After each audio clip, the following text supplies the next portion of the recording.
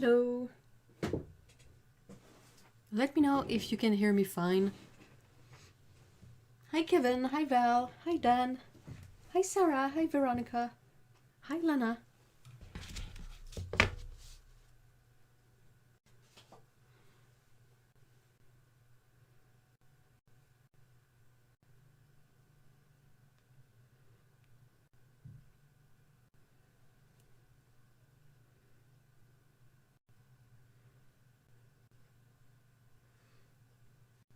Audio is fine. Great.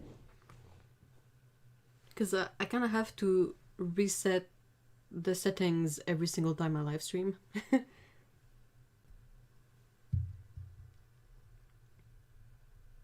How is everyone today?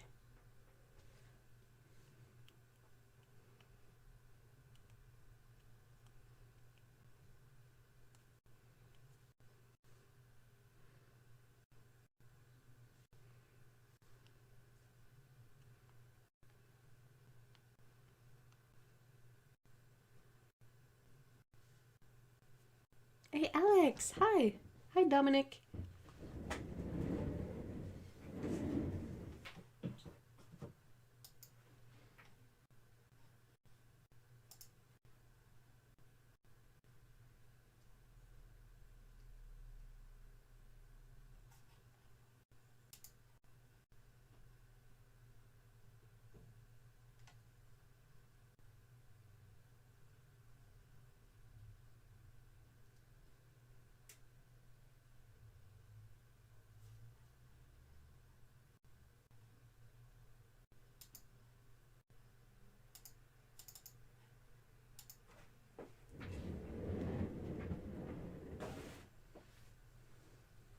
Feels like a slow start today for me. Yeah, I agree on that. Me too. Good, just a nice quiet day here in South Dakota. No snow yet. We have a lot of snow here. Well, a lot. It's cold today, blah.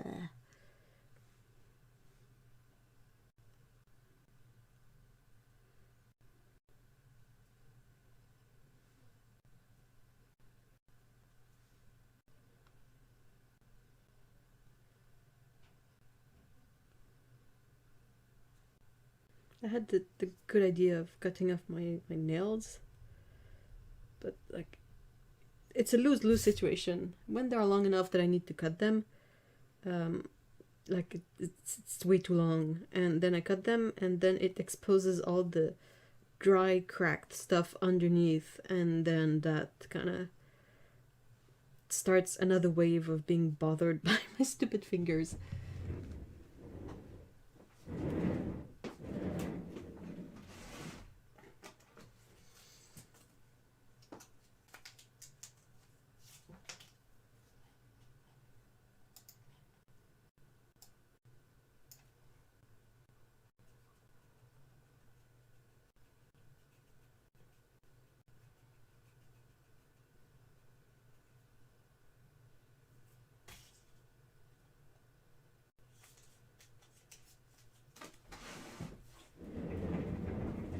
Okay, sorry about that.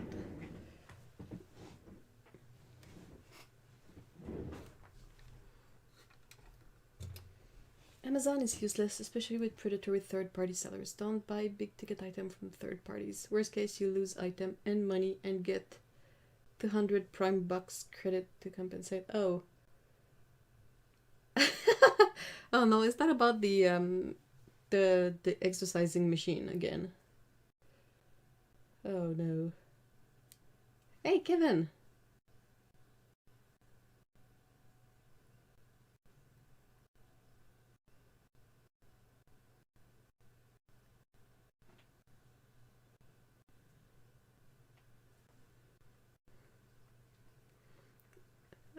That's surprising. I would have thought they would have a better customer service, but then again, I've never really had to deal with them over something expensive. The stupid folding treadmill. Oh my gosh. Has anyone else's energy this week been just blah? Oh yeah.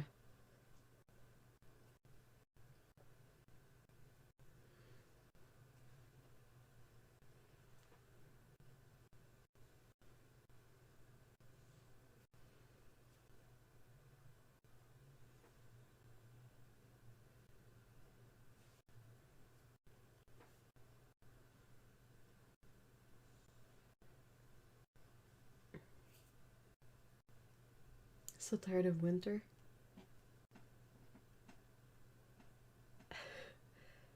I'll click him answer when you notice a volume change as I'm on the phone. Uh-oh. Hey, Patricia! Hi! Wait, hold on. You had minus 23, but now it's minus 7? Dang, I hope we're gonna get hit with that.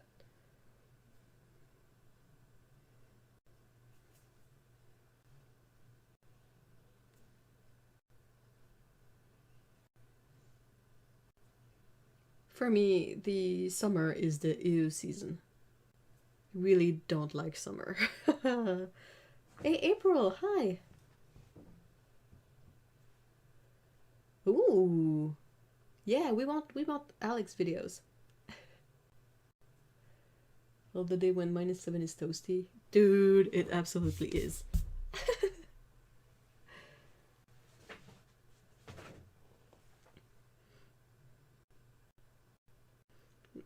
I'm really bothered by my finger.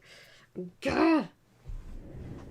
Guess we're heading into a warm trend this week. Going up 2+2. Ooh, I want that. Let's just hope it's gonna hit Montreal too.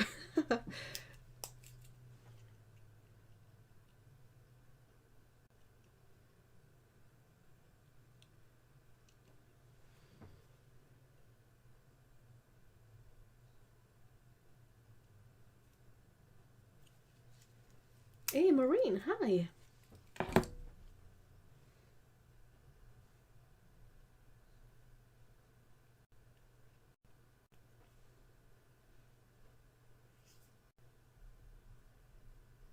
Sending it your yes.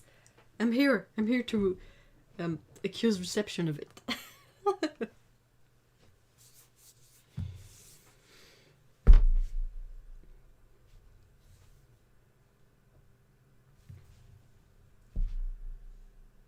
Nutella party, I decided to fetch my spoon. One of my friends sent us our Christmas/birthday gifts through the mail.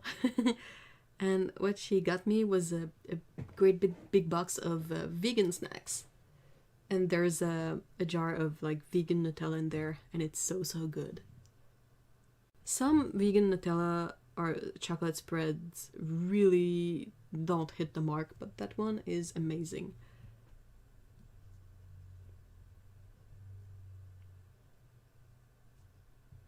Can you believe that the first month of this year is almost over?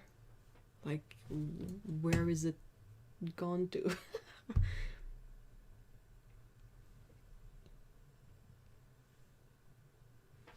I don't have tea today. I have, well, it's tea, but it's decaf tea. And it's a tea that the first ingredient is cinnamon. So I was like, nice cinnamon. But it's absolutely way too hot to be drunk right now. So I'll just put it there for now. Hey, Lucine, hi. Oh no, I love cinnamon. Yeah, I know. Yeah, I'll keep the cinnamon in this corner. Oh man, cinnamon is my jam. Be right back, making toast with apple butter spread. Ooh. And of course a cup of hot tea. Yum. Is it like locally made apple butter?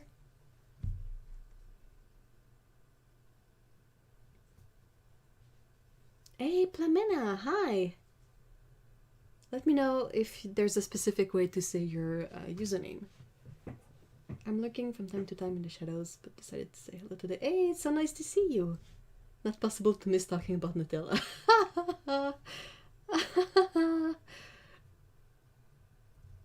Yes, farm fresh. Oh, gosh.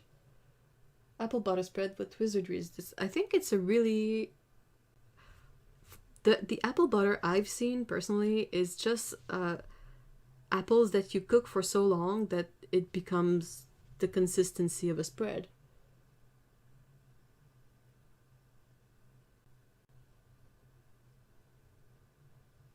I don't think it has actual butter in it, as far as I can say.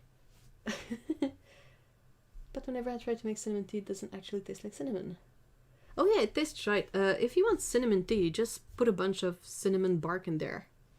You get the bark, like the sticks, and you crack them down into smaller chunks, and you put that straight in your tea.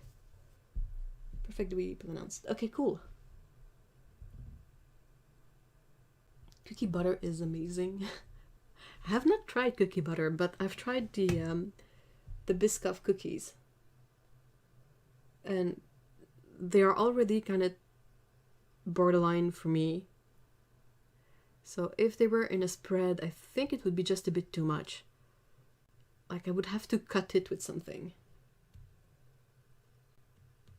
No, there's no butter in apple butter. It's like super sweet cinnamony dark applesauce. Yeah, exactly. The texture is like a really smooth applesauce that's, yeah, less liquid.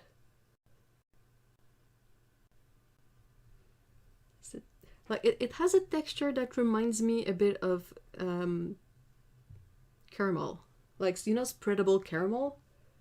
It kind of has a bit of that texture, but it's made from cooked down apples. You can have pear butter too. You can have it with pears. A lot of people make it in a slow cooker.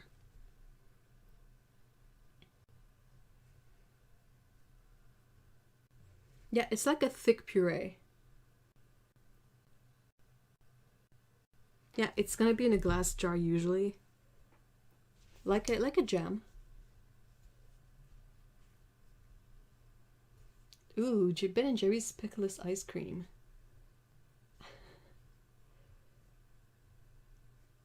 Pumpkin butter too, it's not like pumpkin pie.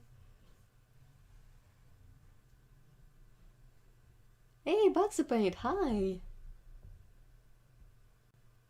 Cleaning my desk but wanted to add apple butter is like apple cinnamon flavored caramel. Yep, without any caramel actually in it.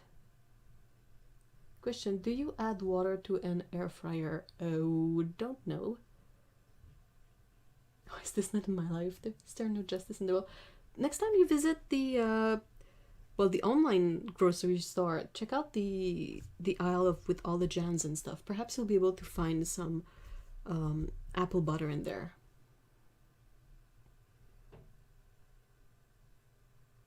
It is really, really smooth. Is it considered a healthy type, Tim? Mostly guilt-free type? Not exactly, because it might have extra sugar in there.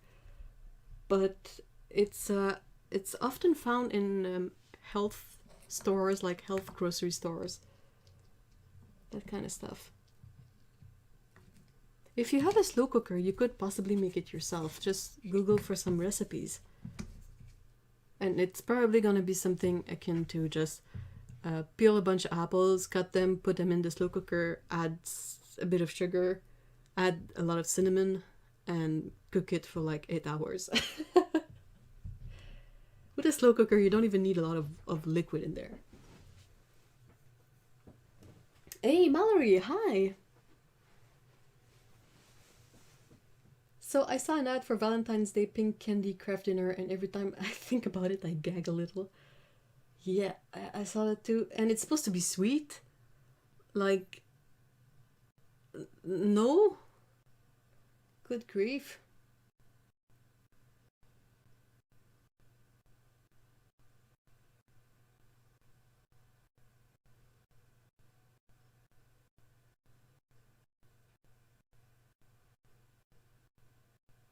I don't know why I'm so disproportionately excited, but that's also, it is really tasty. It is really, really tasty. And it's kind of a fun texture too, like it's super smooth, so you can really like make it a nice spread. You know, like when they show the the Nutella and peanut butter commercials, when they sort of spread very elegantly the butter on there. Well, apple butter has that kind of smooth texture, not like a jam, where a jam you try to spread it smoothly and there's all sorts of chunks in there. So you apple butter. It's really nice.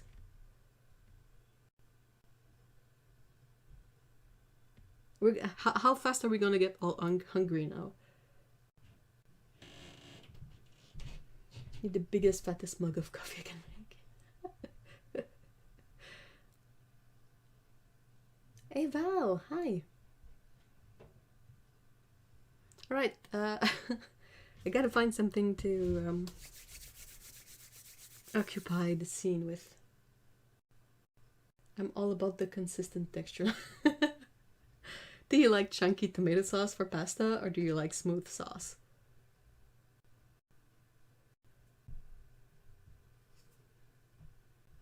Crochet stream? No. I'm slow and I'm super boring when I crochet.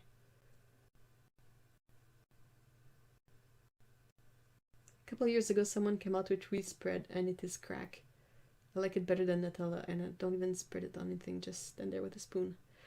Can you still find it? Like, I remember it coming out, but now it's kind of impossible to find. I'm more of a smooth sauce kind of kid. Dude, high five, me too. I don't, like, it takes a lot of mental gymnastics compounded with a minimum level of laziness that I don't always immersion blend all my spaghetti sauces to remove all the chunks.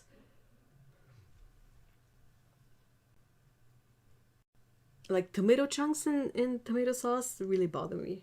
If they are like beyond a specific size and texture, they get yeeted off.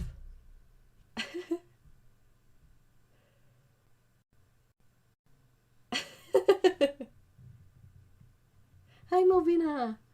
Hey, nice to see you guys.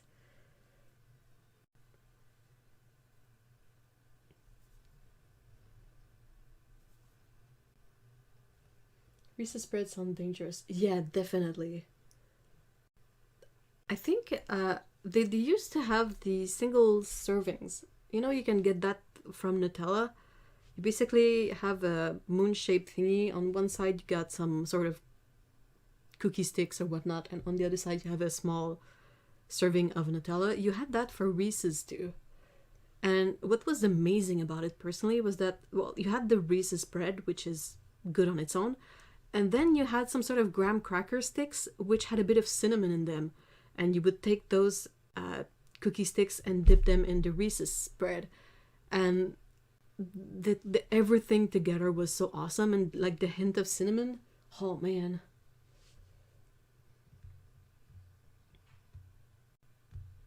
My hubs won't do chunky tomato anything, so I'm often sieving. Really? Dude, you need to get an immersion blender. You know, it's a blender you just put into thingies and you go zzz, and it chops up everything. And also high five your husband because blah, chunky tomato. Blah. I think my dog broke my switch. He knocked it off my desk and landed. Oh no! I love smooth or chunky tomato sauce, but then I love tomatoes. A good one I can eat like an apple. Oof! Oh, dude, that's next level.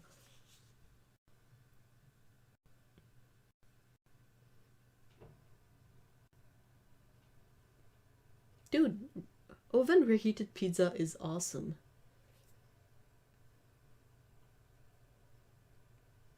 Yeah, as a kid, like my mom would do, you know, rosé sauce, which is the one you had cream to it, so it's pink.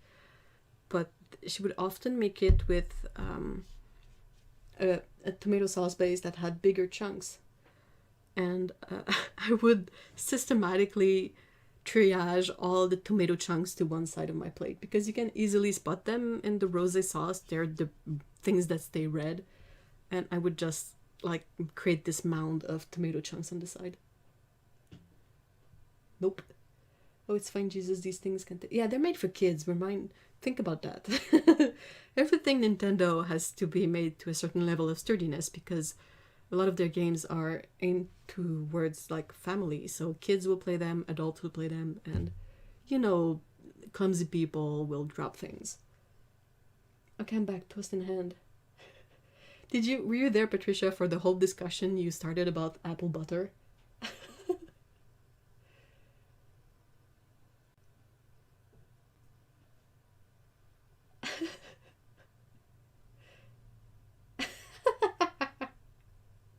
You'll have to update us on your apple butter adventures, Alex.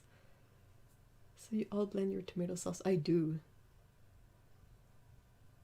I don't mind like veggies and other chunks in there to a certain extent, but tomato chunks, they have to be blended out.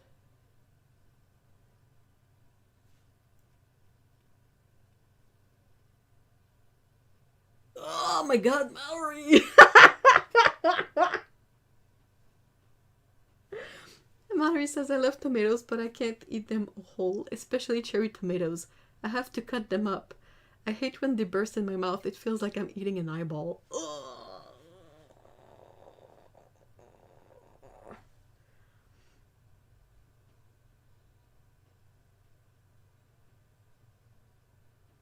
Wait, hold on. Hubby won't eat mushrooms if they haven't been peeled, really? And if there is a stalk, it is game over. What do you mean? Hey, Susan, hi. Okay, I need to grab something to doodle at least. I have a cat with me today, but no cat cam. Hello, my squishy. Salut, mon bébé. Oh, oui. Oh, le bébé.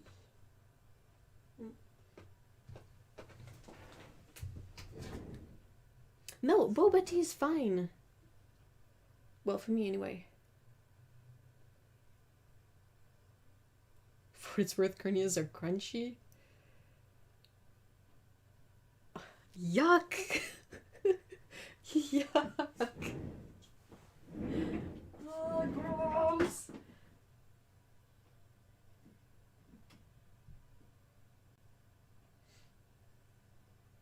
I spent so much time looking for sketchbooks in here.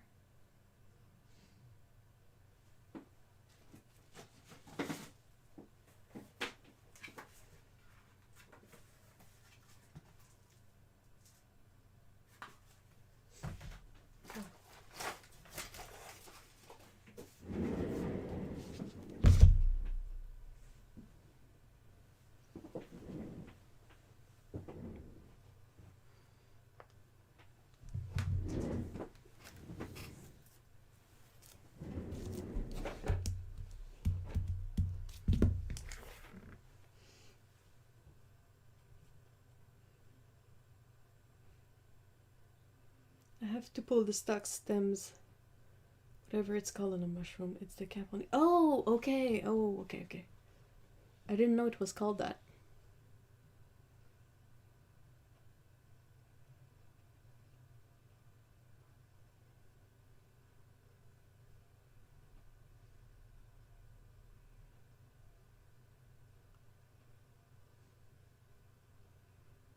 I'm not sure I want to Google boba tea. It's really not that, like, it just looks like a tea with a bunch of round brown thingies at the bottom. And it's basically just tapioca marbles, or spheres, or I don't know what to call them. I kind of prefer boba tea with the jellies.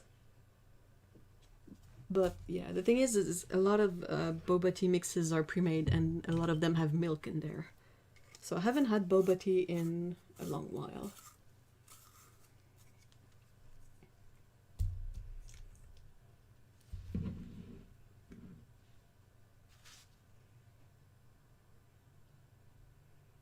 I'm wondering how vegan pizza tastes like. Really depends on where you want to go with your vegan pizza. Because you can easily have just the crust, sauce, veggies, olives, that kind of stuff. And just omit the cheese and not put any meat on there, and it's a vegan pizza. But you can also have a vegan pizza that has a bunch of fake stuff in there, like fake meat, fake cheese, fake whatever.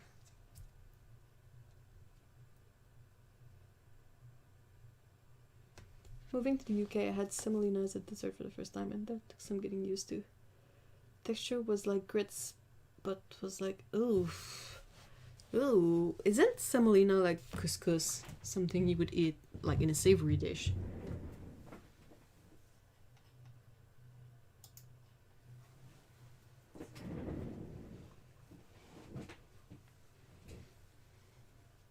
Hey, Paulo, hi!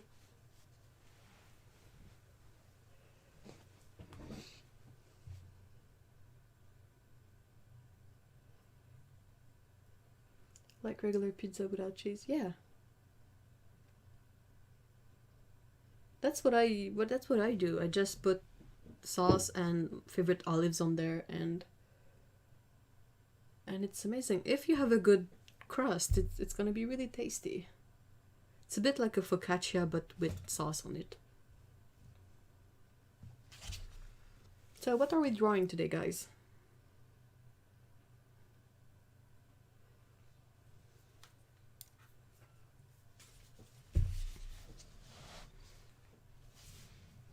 Yeah, my friend is Egyptian. She used to cook couscous and dump a whole ton of sugar in it.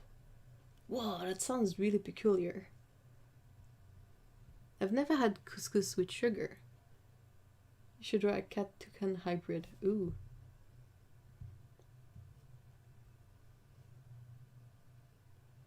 Perhaps a kitty making toast. Ah, damn. Yeah, with apple butter. A kitty eating a good North American breakfast.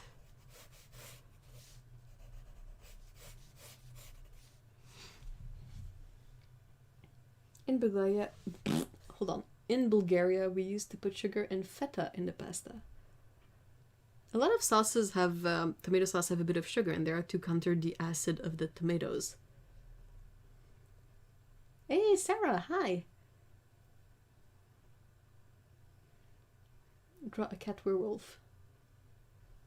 Wait, hold on. What does it transforms into?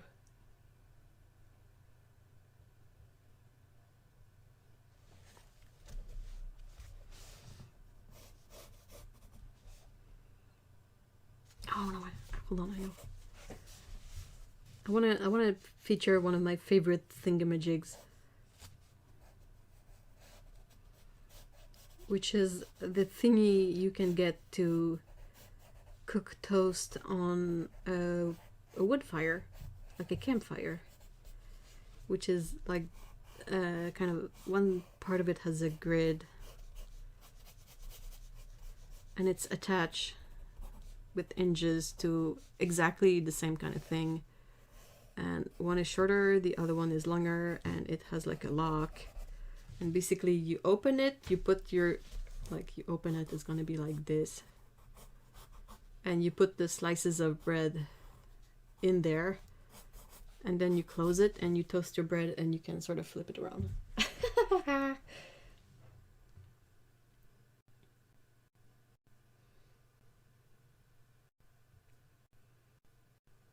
Hey, Otto! Yeah, poor Otto has had a bunch of misfortune lately.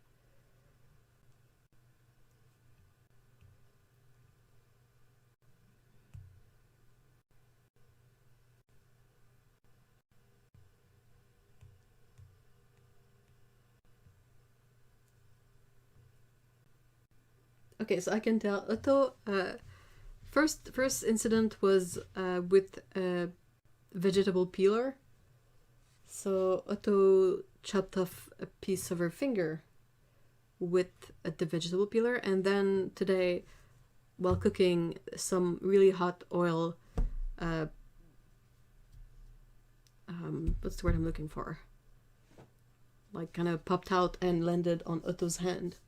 So one hand has a sliced finger and the other hand has a serious burn. So yeah, that will make typing really difficult. Splashed, thank you. Yeah.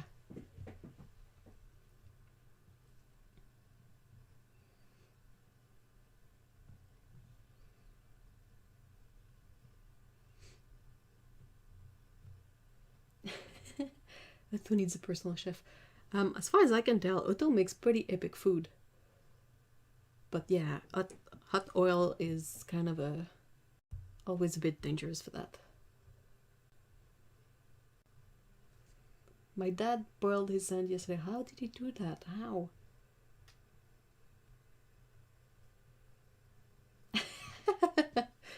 Ordering out. Oh. Do you guys know, like, oh, jeebus, my words are failing me today. Like, urban myths aside, what can you put on a burn to make it feel better except ice? Like, none of that, put some butter in there, none of that. Just, like, is there something that can be put on any kind of burn to make it feel better?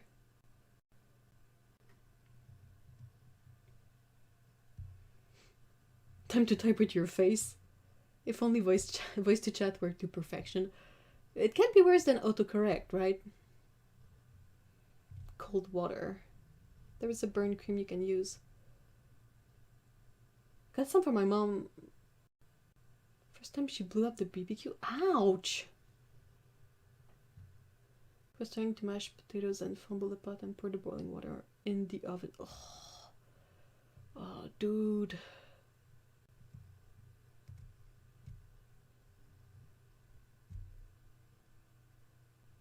Use special medicines for burn. Oh, good. Ozanol was the name of the cream. Over the counter. Oh my gosh. Although did it work? My grandma used to make me pee on burns. This is one time I'm glad she's not around. To what? I sliced my index finger trying to cut a frozen bagel once, and it went so deep that it severed one of my nerves. I couldn't feel anything there for over a year. Oof.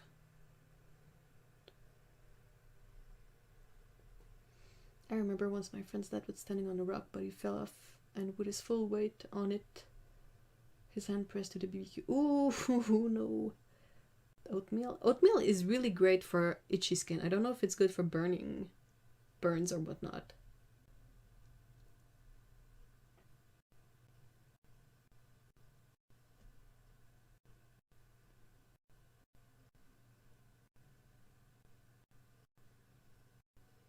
Does that work? Nah. Not surprised. Same thing with butter. I'm like, why should that help? It only feels like it's gonna infect the whole thing. And then you're gonna be stuck with like a burn that smells like old butter and doesn't hurt less.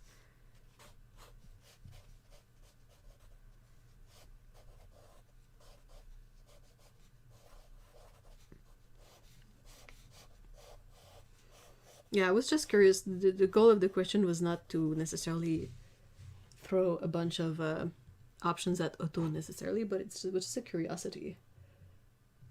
Yeah, I've heard butter, and I was like, that doesn't make any sense. You just burnt yourself like with oil or whatnot. Why would butter help on there? Butter actually makes it really worse. No fat on burns. Yeah, dude. If there are blisters, you don't use butter. Ugh. There is some sort of green sheet that cools the burn you can buy at the pharmacy. Oh, interesting. I know it's important to submerge a burn in cold water for longer than you think you need because burns continue to burn and do damage even once you remove the source. Oh, interesting. Fry my burn, please.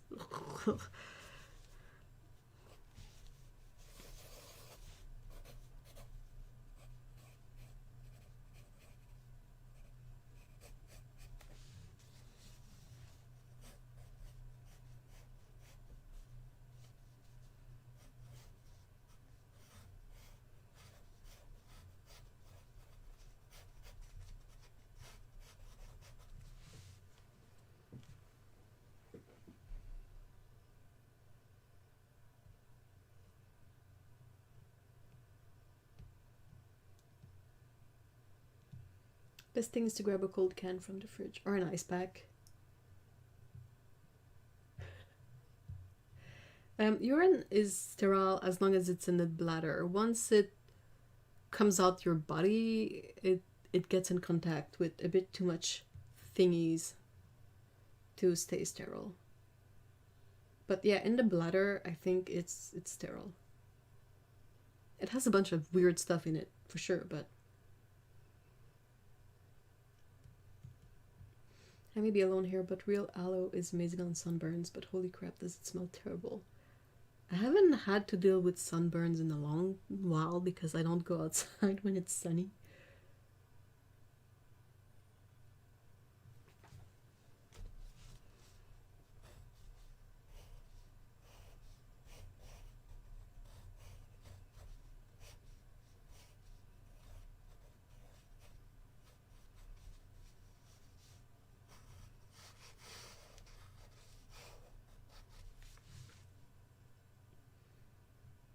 It's hard to explain, but sort of like cucumbers that have started to turn. Ooh.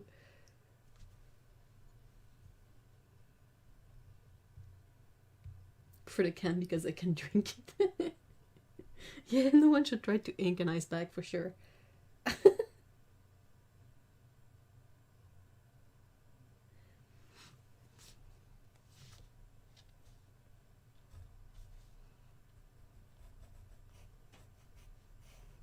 Okay, so question for you guys. Did you guys get the butter that comes wrapped in like a metal lined piece of paper that makes it an absolute mess?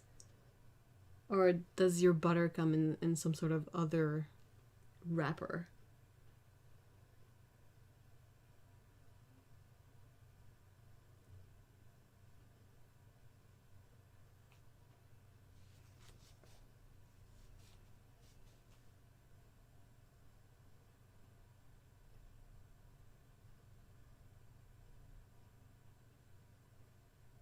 About sunburns, it's recommended to wear sunscreen every single day as UVA rays are constantly raining down and causing 90% of accelerated aging in humans. Well, if you don't go out, they're gonna be fine. Also, sunscreen is gross. Like, I'm all for wearing it, but I hate it enough that I'm not gonna go out every single day. Because I would have to wear so much of it, and it's just nasty. I've had both foil and paper wrapped butter. Ours is not foil wrapped, it's just a piece of perhaps a waxed paper. Really? Huh. Plastic tub, but I get margarine, not butter. My butter comes in a plastic tub. They do have foiled options though. But my cream cheese comes. Oh, really? Whoa. Butter in a wrapper only for baking, otherwise I use oil. Or a spread for bread. Huh.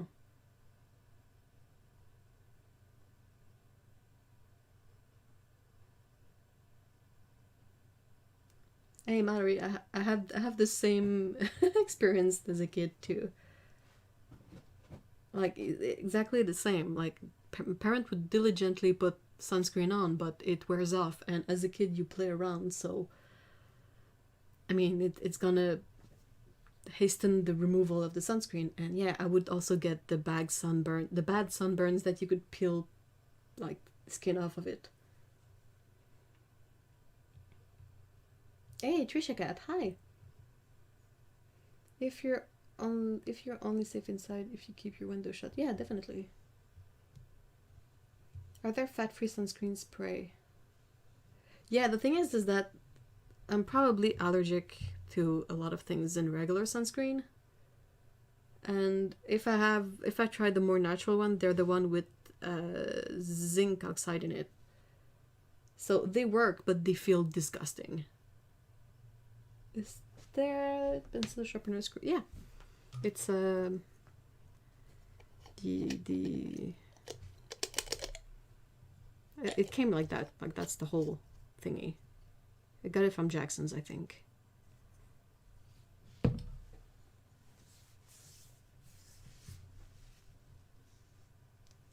I was the kid with the white stuff all over my face. Cortisone?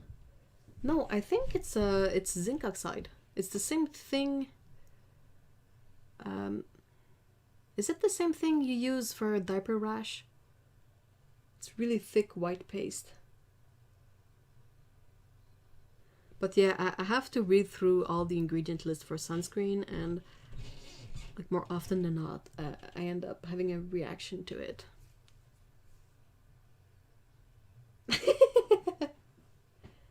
Yeah, it's a really nice sharpener. I like it.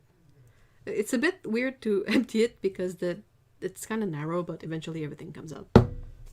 And I'm not gonna say that because I feel awkward saying it, but it's a KUM brand, and they really have great sharpeners. I have a bunch of those. Yeah, impossible to wash off. I know. And like, I would probably mind it less if I was at the beach, but like if you want to go outside, like in the city, and you have to put on sunscreen, I feel like it feels even worse faster because you like, At the beach, you're like, oh, fine, it's the sand. Oh, I can go in the sea and blah, blah, blah. But you're like, oh, it's like rubbing against my clothes and leaving white marks everywhere. And like, I'm not a very tan person. So when I put the really thick zinc sunscreen, I look even more white. I'm almost an HDR. Like way too pale. And it just feels gross and feels sticky, and you're melting because you're sweating, and the cream is like clogging everything. Ugh, ugh, ugh, ugh. Yuck. Freaking hate it. I hate it. I'm kind of glad I'm tan skinned. I've never had a sunburn, but I remember getting burned because swimming in a lake. Yeah, it's not because your skin is any hold on, I'm trying to catch up. I can't catch up. Intervention.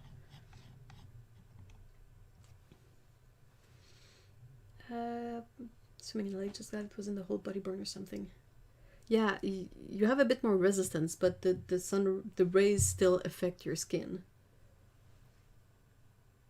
Another random note, I use the makeup removing wipes to remove any greasy sunscreen feel when I go inside. Yeah, but the thing is you have to find makeup wipes that you're not allergic to. Ah, I hate how heavy it is, and it burns the eyes and taste. Yes! Ah, dude, the taste of freaking sunscreen. Ah, I remember it so clearly in my mind, and it's so gross. And like in the eyes, yuck. And there would always be a place where you forgot to put it. Like for one example, as a kid, let's pretend that's just someone, like as a kid, I had a bathing suit that had a hole on the side like this, like to be trendy and cute. And it didn't put any sunscreen there, but I had a super bad sunburn there, like, and it was a pain in the ass because it would itch. And then when it itches, like, you scratch it and it hurts. And if it's in your back, you can't scratch your back, so you basically do the bear thing and just rub your back against everything. Hi. I really hate it. Ah. I have bought several summer face creams for daily use and never used them more than a few times because of that. Oh, I'm in the same boat as you for that.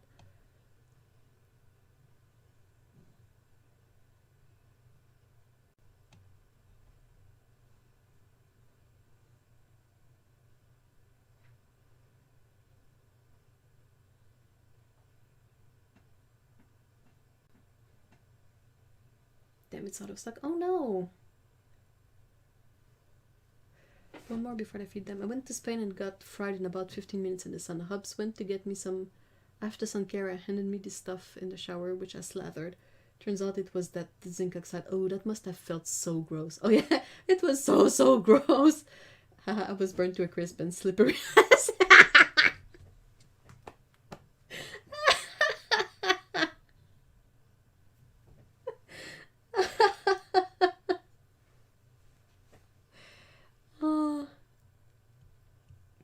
I have very sensitive skin and there's a lot of sunscreen I can't stand, but for my face I have La Roche-Posay Anthelius Ultralight Invisible Fluid SPF 50+. I have to check if it has silicone in it. When skin starts to peel, it's so uncomfortable. Ugh. Depends on the sunscreen, Kevin. Some sunscreens really smell just blech.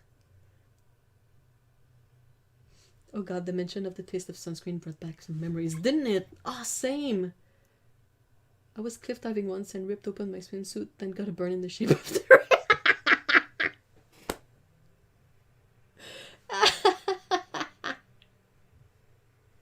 Rip to all those little girls with the cute cutout swimwear. Yeah.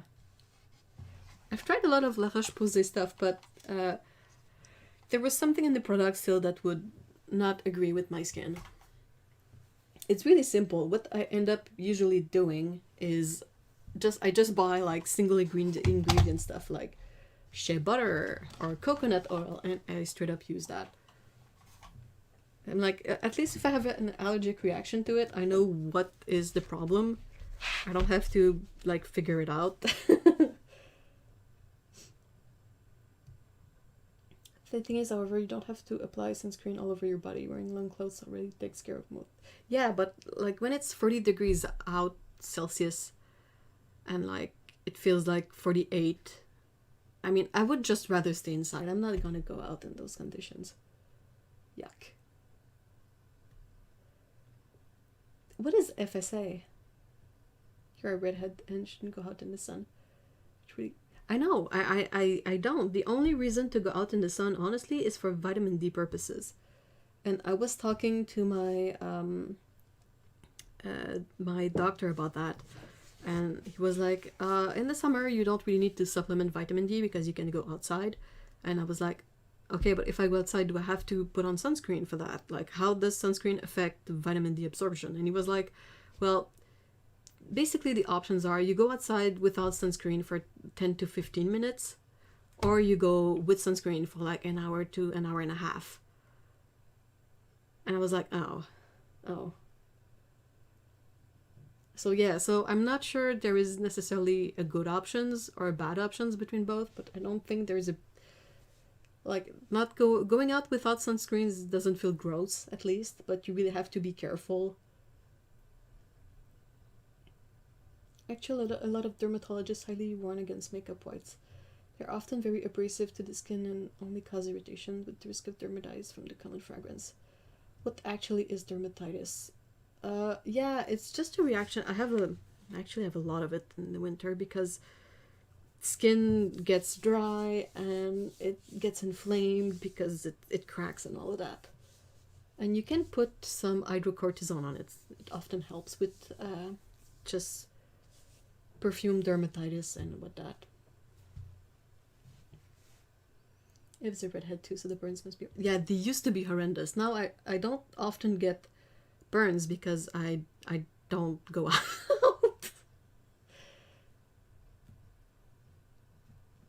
Yeah, and I take the vitamin D supplements in the summer too because I would rather not have to go out. I'm allergic to everything on my skin except for Elizabeth Harden. Oh, interesting. FSA is flexible spending account, so I have insurance through work. The FSA card is preloaded debit card. Oh! Ooh, interesting. It's pretty much a rash gone wrong. Oh, so Otto also uses Elizabeth Arden. I'll have to go check it out just for the sake of curiosity, at least. But yeah, there are so many skincare products that are like, oh, skin's super smooth and won't clog the pores and all of that, but they all have silicone in them, and like, first, silicone is like a big clogger of pores, and then my skin really reacts to it. Or walnut face scrubs. I think one of the best face scrubs that I know of is just sugar, because the sugar will dissolve before causing a lot of damage. You can also use crystallized honey if you have it. And yeah, since you do it like in the shower, like it's not gonna damage the skin too much. It's gonna melt before it does that. When I lived next to a park with a walking trail, ooh, there was one time I went out in an off-the-shoulder sweatshirt. I forgot sunburns were a thing for a minute, and boy did I pay the price. Oof. Did you end up like shuffling like your shirt from one shoulder to the next? Trying to mitigate the burn. Anything with small parts can get in pores, and sharp things like shells can tear skin. I ended up not being able to comfortably wear a shirt until the sunburn. Oof. You should eat the crystallized honey. Yeah, it's delicious, but if you have a jar of honey that you struggle to sort of use up, face scrub is really working. Yes, I did. Oh, I know that struggle. Like my fellow sensitive skin people in chat, you know, you can sort of feel the point where your skin starts to actually burn. Like, there's a difference between warm skin from sun exposure, and then the point when it starts burning. And it's always like, uh-oh, I'm getting a sunburn, what can I do? Like, usually it's just going back inside, but like if you're not in a place where you can easily go back inside, it's like, oh, dang it, what can I do? And yeah, shuffling a shirt around is one of the things. Imagine just eating a face scrub. I don't have a microwave, Paulo.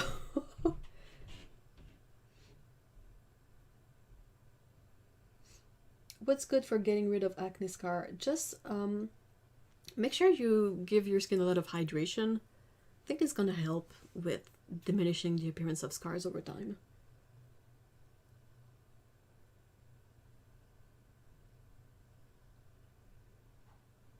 Yeah, if you don't want to use crystallized honey, you can just use white sugar.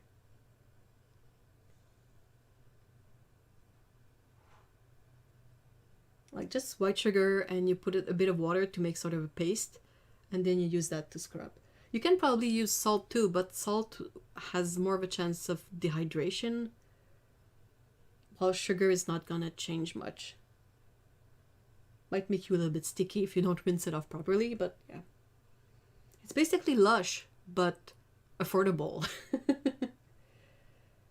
Oh my god, yes, I've never had someone else who could feel the sunburn start. That's where I was at that one day. I committed to finishing the trail, so I just left myself to the mercy of the sun. Oh, dude, I know.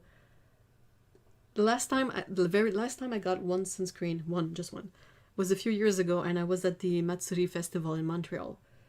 And I had a hat, I had like sunscreen, but I forgot a bit in my neck, and I didn't notice that my shirt was like exposing this part of my neck. And I was trying to like tug on my shirt in different position to sort of alternate which area would get burnt, and turns out I still had a sunburn, so. But yeah, there's this threshold of like sensitivity where you're like, oh no, I'm in trouble. My poor little cousin was running around in a bikini and was lobster red everywhere, but oh, poor kiddo. I used to like St. Yves apricot scrub. Then a person working at Body Shop told me abrasive scrubs actually leave micro scars that dull one's complexion. I think it also has some issues depending on what's the particle they use for scrubbing. If it's something that is biodegradable, I think it's fine, but often it's tiny like particles that are not biodegradable, and it creates a lot of micro waste. But yeah, try sugar, Mallory. It's not gonna, if you have it in your pantry, it's not gonna be too much of a stretch to try it out.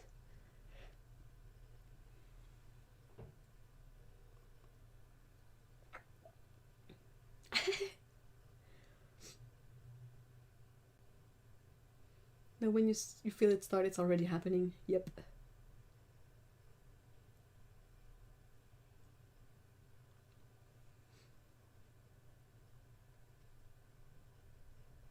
Worst sunburn I ever got was when I shaved my head. Oh no. I had blisters on top of blisters. Oh.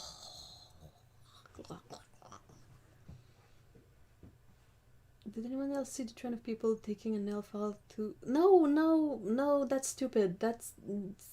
Dang it, that's dumb.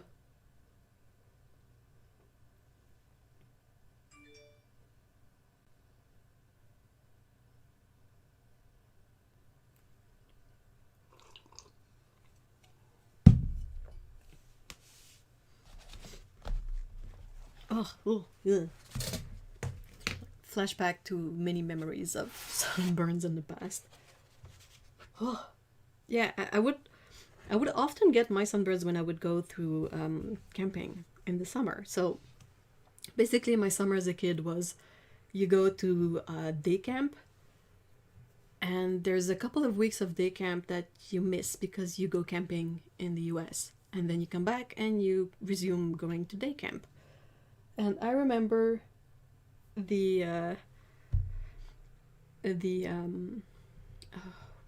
the name for it? You know, the teens and young adults who take care of the group of kids at day camp. And they would always be so shocked at the extent of my sunburns. like they would be like, whoa, and like they were like, you can peel off the skin. I'm like, yeah, do it if you want. And they were like, ew, and I was like, yeah. And you know, you sort of scratch like your back because it itches. When it heals, it itches a lot, and then there's sort of like a snowfall of dead skin flakes.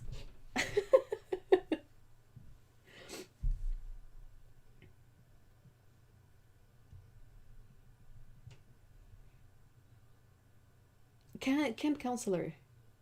Yeah. I did end up working as a counselor a couple of years later. But yeah, dude, those sunburns.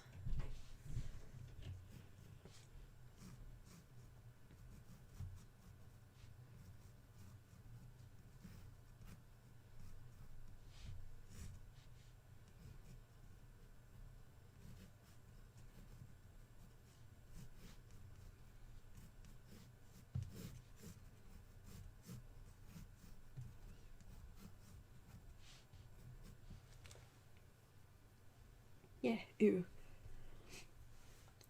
Actually, do you know where anywhere online in the UK to buy yarn from? Hold on, can I remember? Dang it, there's one really good website. Is Dan around? Dan knows too. Just trying to spare Otto some typing. On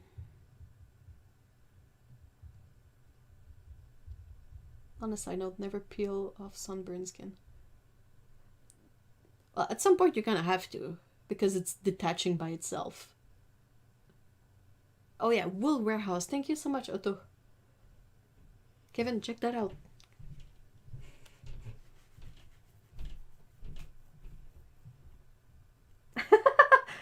Hi, Alex Crispier. Hi. We'll see that as enthusiasm. That's perfectly fine.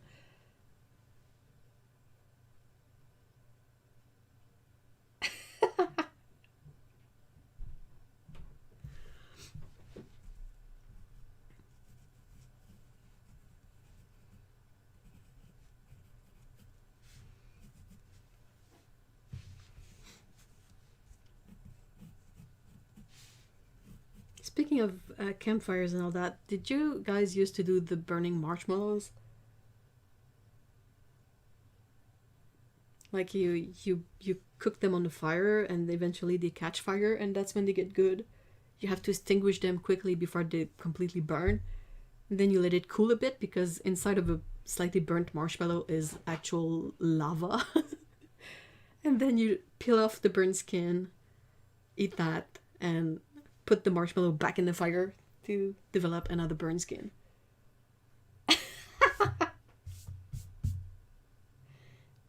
We don't marshmallows? Oh. Yep. Box upright knows it. Burn them, pull the skin off, and then stick it back in and repeat. Unless it's no longer edible, and then you put another one on there. I set mine on fire on purpose. Yeah, that's when it gets the good caramelized taste. Toasted marshmallows. Yes, it's so good. We never did the s'mores things. That was not the point. The point was really to, like, carefully cook your marshmallow so that it would get the proper level of caramelized, and then eat that and then put it back in. And more often than not, it would be too cooked and would completely catch fire. and then if it catches fire, you have to be super careful, because you cannot wave a stick with a flaming hot marshmallow at the end like that, because the marshmallow is gonna detach and it's gonna land on someone and burn them, because that's really, like, that's lava in there. It's like warm, melty sugar.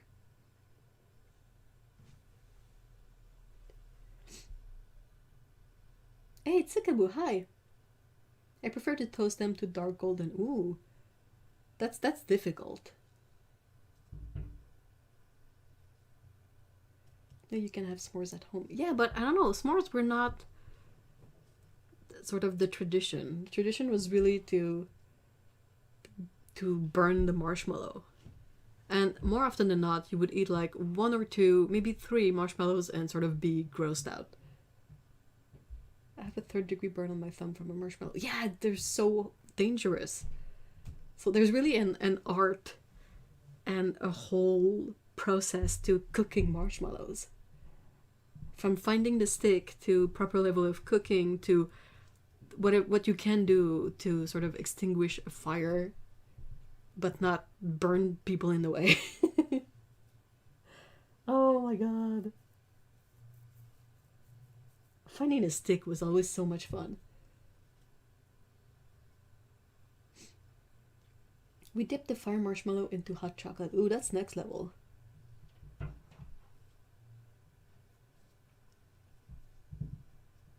The art of sugar arson.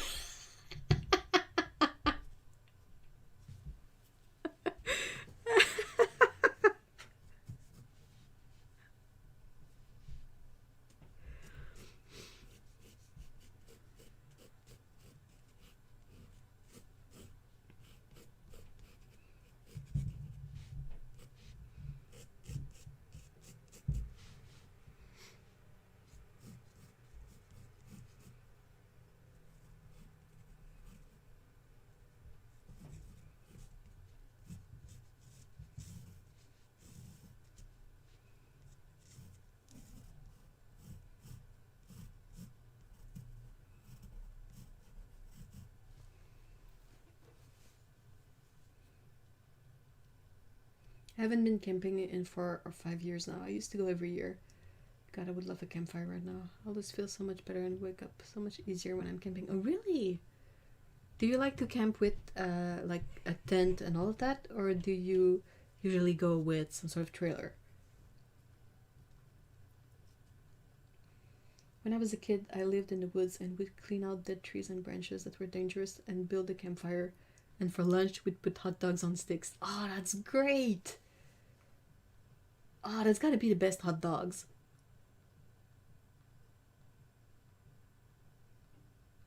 My parents would use one of those Coleman little grill thingies. You know, you need kind of a... Oof. Come on, words. You kind of need some sort of fuel.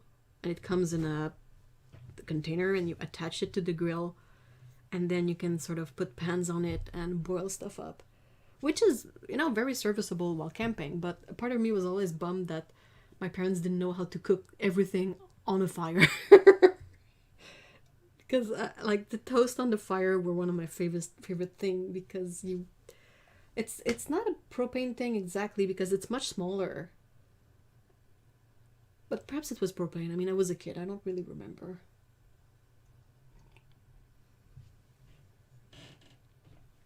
Haven't been camping in like 16 years or so.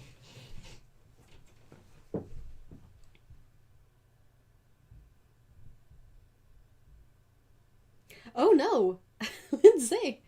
Lindsay says my brother likes burnt marshmallows, so I used to give them to him, but I once set him on fire with the burning marshmallow because I misjudged the distance. Eep!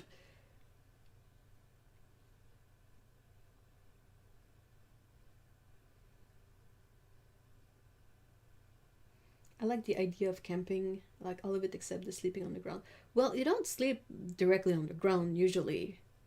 You have some sort of mattress, like either an inflatable one or something. And part of the process of setting up the tent is to sort of level the ground and remove all the sticks and all of that under where you'll put the mattress.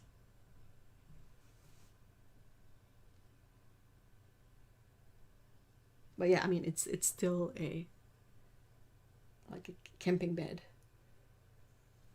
I have a friend named Coleman because he was born on a camping trip, and that was the first thing they saw in the aftermath. Oh dang, giving birth in a camping trip. That's a good story though. I've always tented, though I wanted a camper. Tents are a pain, and because you're on the ground, you often wake up damp because of the dew. And if it rains, there's really not much to do.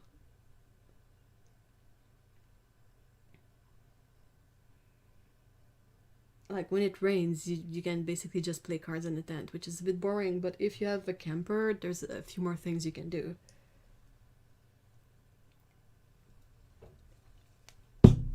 me with tent too, so I have a fair amount of experience with that, and waking up in a completely damp tent.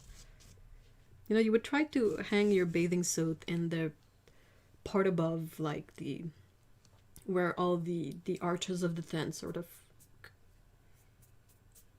congregate, whatever. And yeah, more often than not, no bathing suit will properly dry before you would need it again. So having to put on a semi-wet bathing suit that is cold is another one of those memories that you're like, oh yeah, I don't really miss it. It's very nostalgic, but I don't miss it.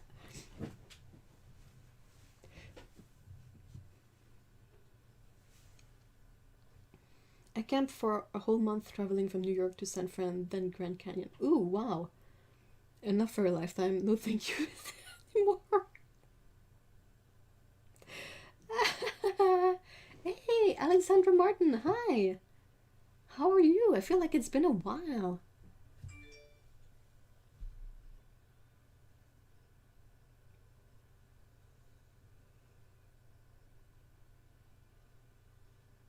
Having to put shoes on to go to the toilet in the middle of the night gets boring really fast.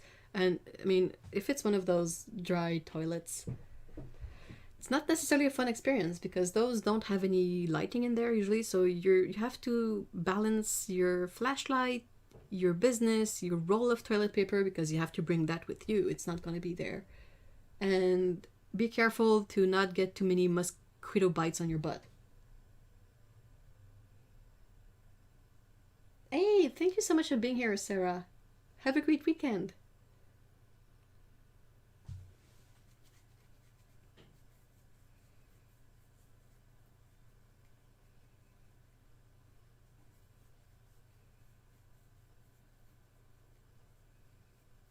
I was one of those kids that just never took off my bathing suit.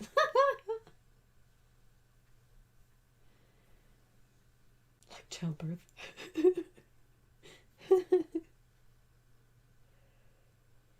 Yeah, mosquito bites on your butt. That's not fun. You always look stupid because you absent-mindedly scratch your butt. But like you're out there in public and you're like, oh no, wait, it's just because I got a mosquito bite on my butt.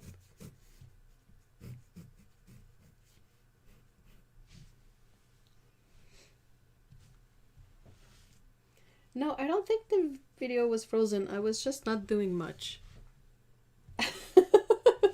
That's just my problem. I should have one of those like, you know, a thingamajig that has sort of a semi-perpetual movement, so that you guys would at least know if it's frozen or not, or if I'm just like zoning out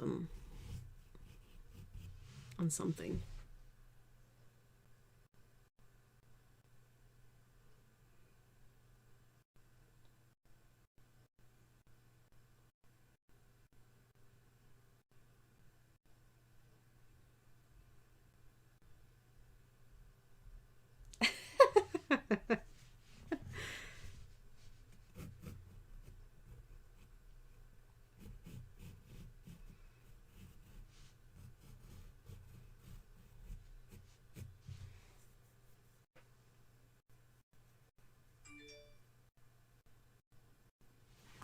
Hold on, my phone is leaping up a storm.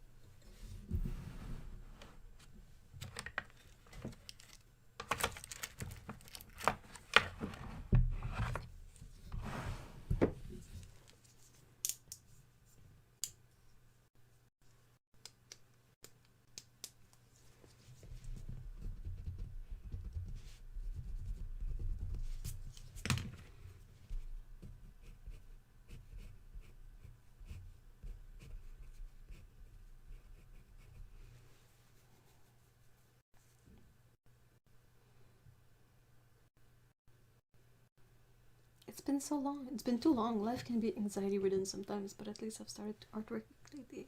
Oh, that's so cool. I tend to be more functional in people when I do something I love. Yeah, that makes sense.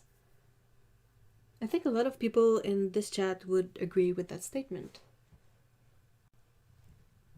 It's basically like when things get a bit more difficult, the possibility of reaching out and the way interacting like sort of shrinks, and that's perfectly normal because it's what one can manage at that time. But when things get a bit better, then it sort of expands again, and then it contracts again when things get more stressful, and it's always this movement of back and forth.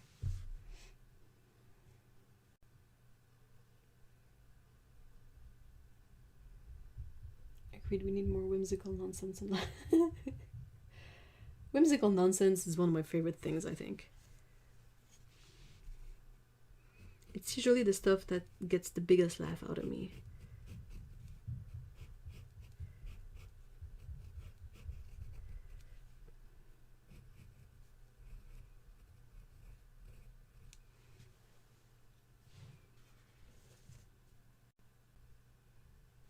And I've run that my Winsor Newton palette, that goes... Well, I mean, if Cutman works for you, more power to you.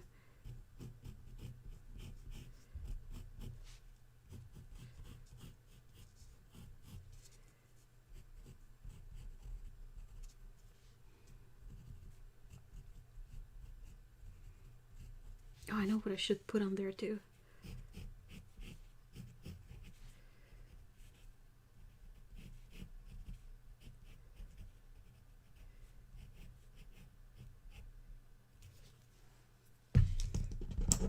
Ah, bummer. That's gonna be crappy.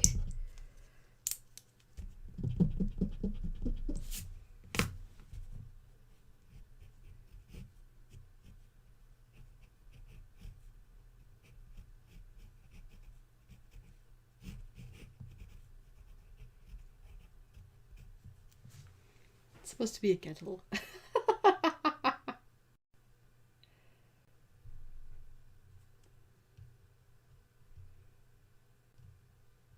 Oh, that's lovely.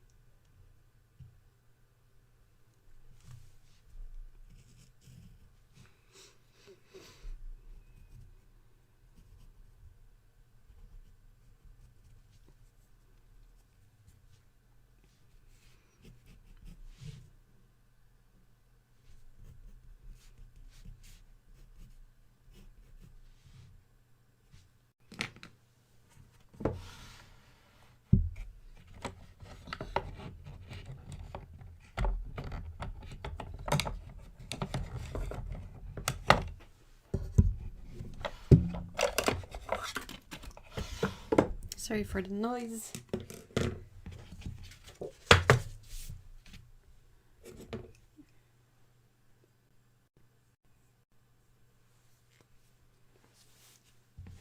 We'll be able to see when I try to paint this just how bad the end cream I have to use left spots on the paper.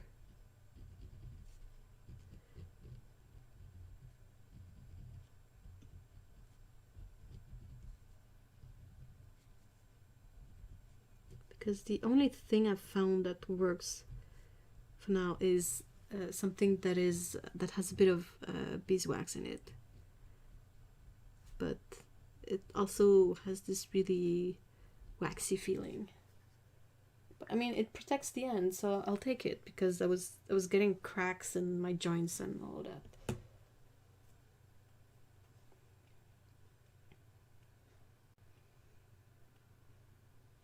Don't mind the brand. I don't mind the brand. But man, half the set is pretty opaque. The only color I probably use are the Ultraman. Cotman?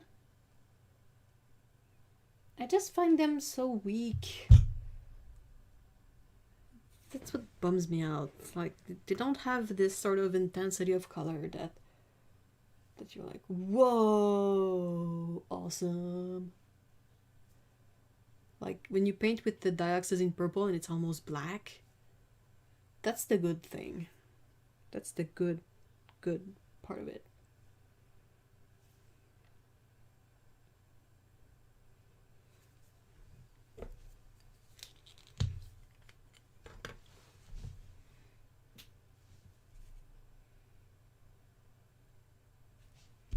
think this is a rough paper, so it's gonna be quite interesting.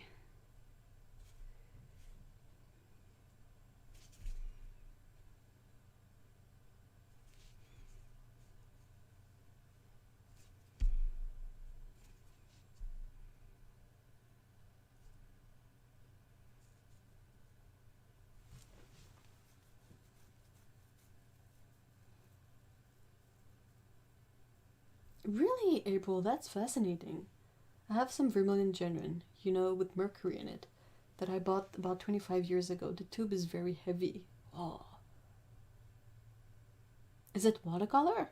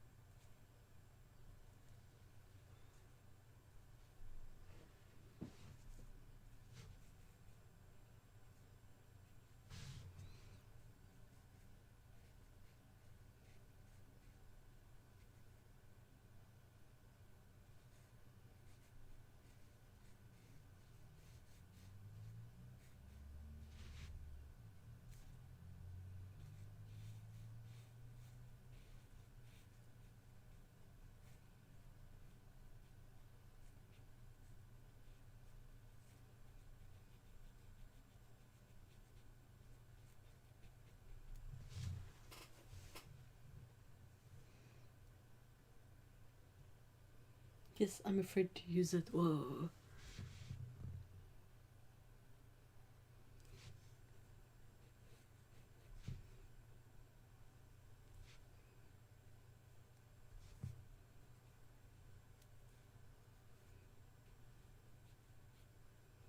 It sounds really fascinating.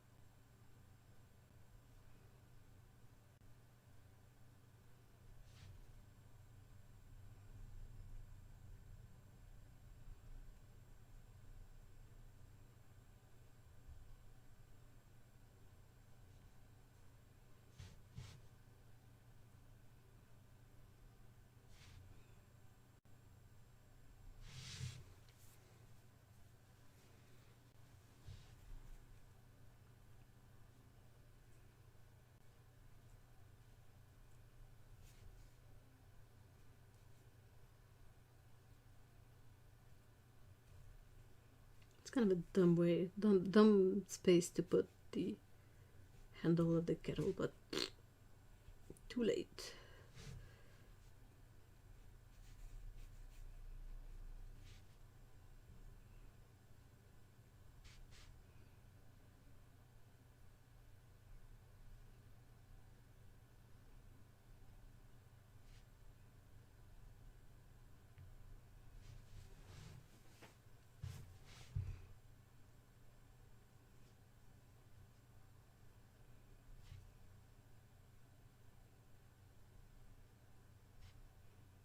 Out of curiosity, what is you guys' take on Valentine's Day? Because as far as I can tell, that's the next sort of holiday coming up, right? How do you see it? How do you perceive it?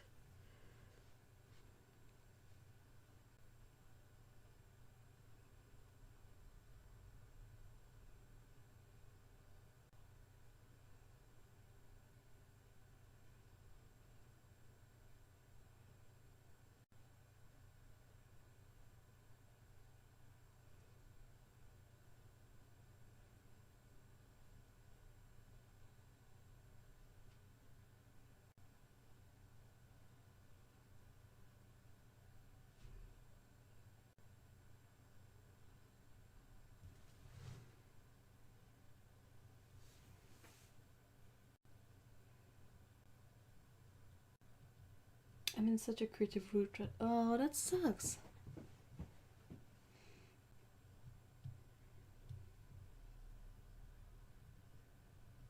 Maybe it's time to absorb a bunch of inspiration rather than use up a bunch of inspiration. You could read books, watch movies, listen to music, look at art books. Valentine's meh. I love my husband. I'll be all young. Aww. Freddie Mercury was using latex paints. Ugh. I see it as an opportunity to paint food.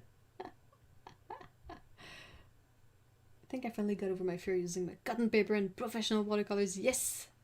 Yes, yes, yes. Good progress, Paolo. That's awesome. What is the highlight of the week?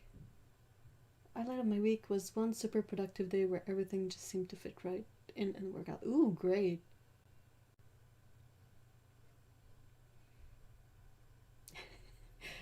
We don't do V-Day. Like, I'd rather you be nice to me every day than buy chocolate on one day. That's interesting because I kind of agree with what has been said so far. Oh my gosh, Kevin.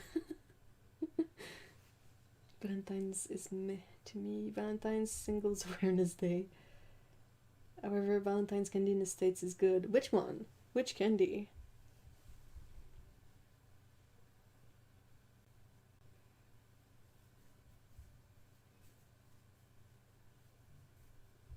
Valentine's Handsome and I tried to find the weirdest, nerdiest e-Valentine to send each other. Like, that's it. Low-key a little competitive and out-weirding. One year he said I was better than Civ.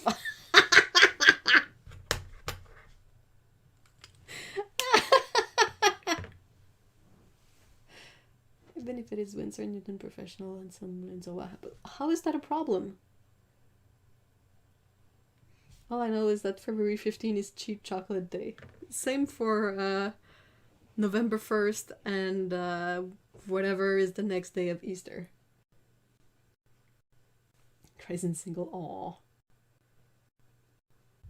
Highlight of the week, finally getting caught up on household chores. Even scrubbing a grody toaster, oven shiny clean, whoa. There are these cinnamon red hots that we got last year and they were like stiff jelly beans and so fiery. And sweet tarts are one of my downfall. Oh really? They do a huge bag at Valentine's. Ah, I didn't know that. Yeah, we don't really do it too. We just use it as a pretext to get good chocolate. I'm also of the idea that like singling out a day like that is a bit weird.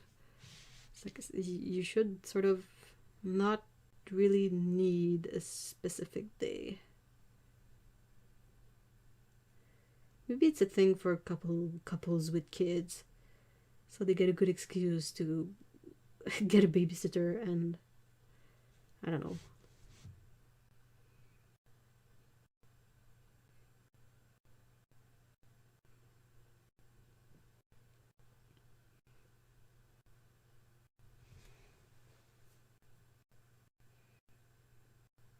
Time for me to get back here. Hey, thank you so much for being there, Patricia. Really appreciate your time with us. It's been awesome. Also, I really appreciate what you've been posting on Instagram. Really, really cool.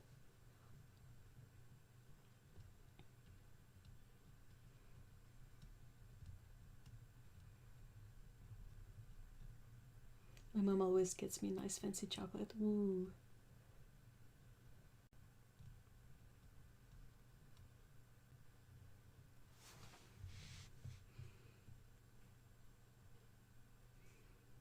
This year we got pralines that are made the right way, so they are vegan, they don't have any dairy in them, finally. And I'm so excited to dive into them. The taste of praline is one of my favorite flavors, but more often than not, when they make praline, they add extra milk in there, which you absolutely don't need for praline. So that's one of my pet peeves. But a local chocolate place makes like the real thing, and it's even labeled as being vegan, and I was like, okay, we need this.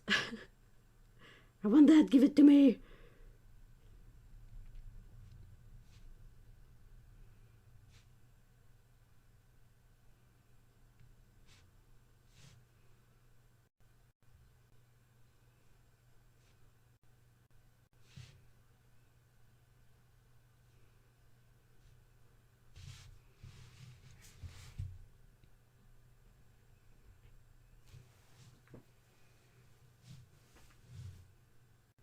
Bye, Patricia.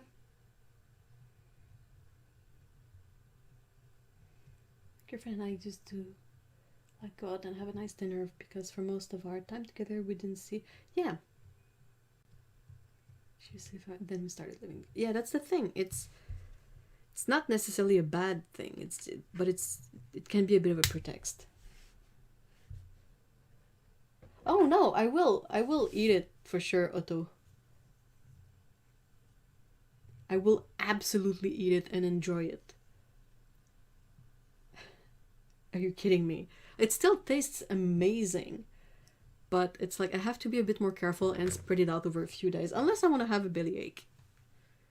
Like sometimes I just go forget and eat it all and have a bellyache and I'm like, oh, I'm dumb. But I mean, are you kidding me? Caffarel is amazing. Caffarel. I just have to be like, I cannot binge that kind of fancy stuff. Yeah, but it's okay. It's worth it. You know what I mean? It's just that with the vegan pralines at the local place is that I know I'm gonna eat like more than one in a sitting.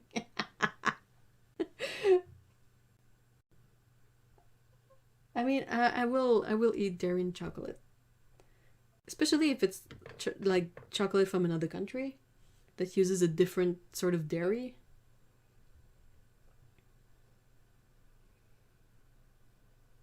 I send it to you for the tin. I know, but it also comes with delicious chocolate.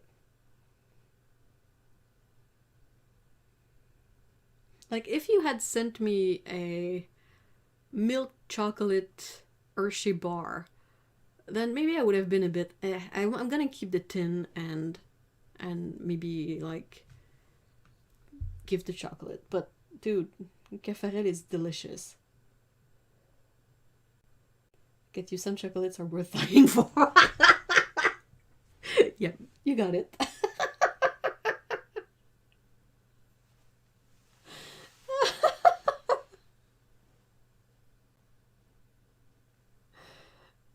Oh.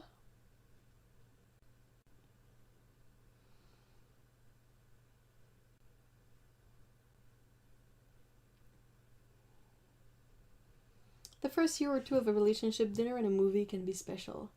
Really depends on the people. Like, if you want to make me miserable, you bring me outside to a dinner and a movie. If you want to make me happy, you make the dinner and the movie a stay at home in pajamas thing.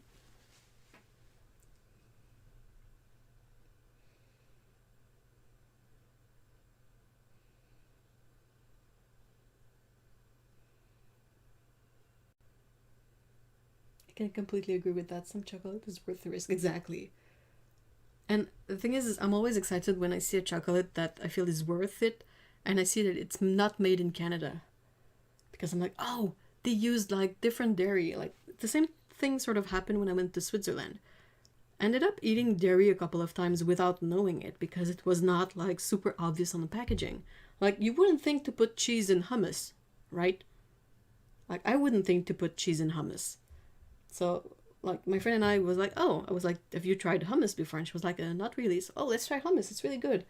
So we got a thing of hummus and it had like some sort of cheese in there. And I ate of the hummus a couple of times and didn't feel anything special. So there might be something in where the dairy is made that affects the protein that are in it and then the way I react to said protein.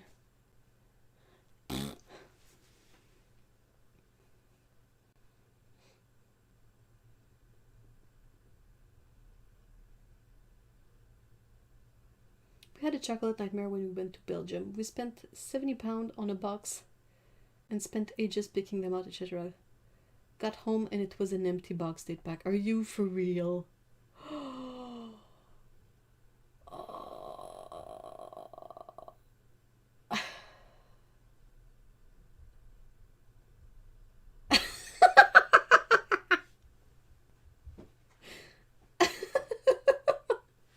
Yeah, I think James understands quite well the situation.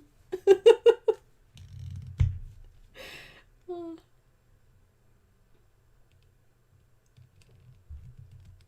I really can't bother with so many things anymore. Like, there are things that would be alleviated if they were closer. Like, if I could go there on foot, like walk there, I would consider them more often. But since I have to commute for everything, and it takes at least like half an hour to an hour and more, I'm always like, I'm just gonna stay here.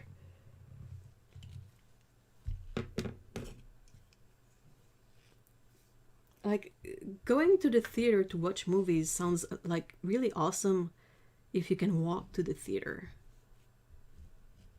Like, that's the kind of thing that I like. But if I have to take one bus line and 2 subway lines to get there, bleh.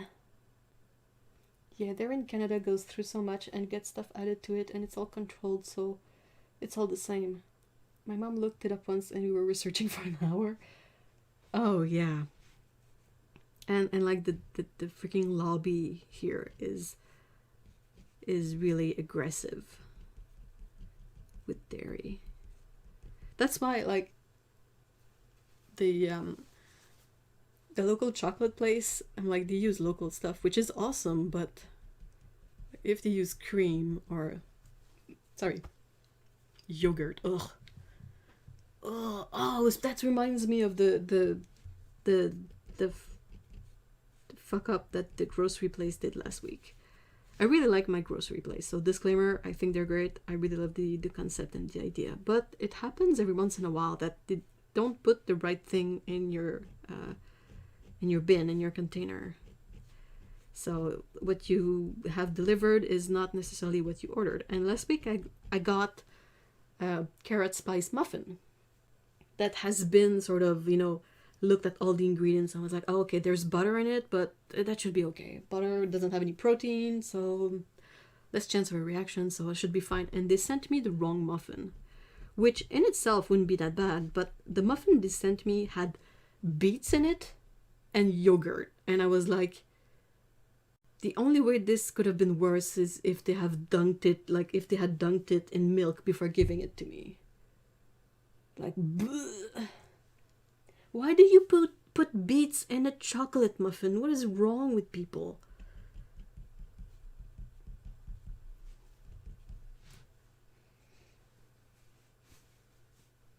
It was supposed to be chocolate. I'm like, why do you put beets and yogurt in there? I think it's in an effort to be like healthy and the superfoods, but I'm like, beets, no. Ugh.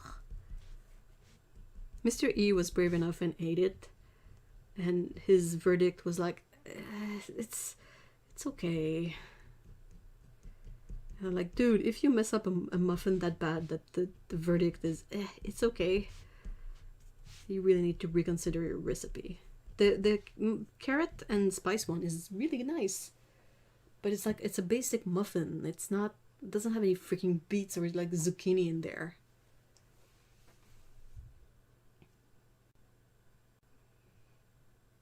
Makes your muffin taste like someone dropped it in the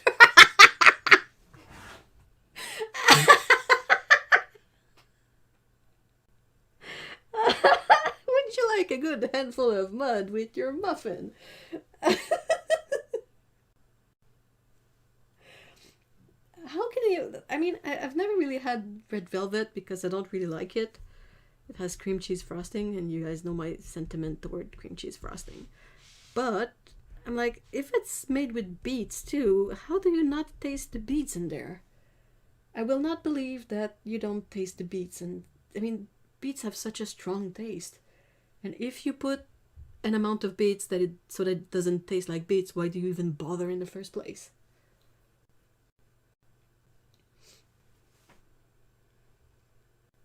I know original red velvet used carmine, and as we all know is crushed bugs. I would rather eat freaking crushed bugs than freaking beets. But hey, Cyan!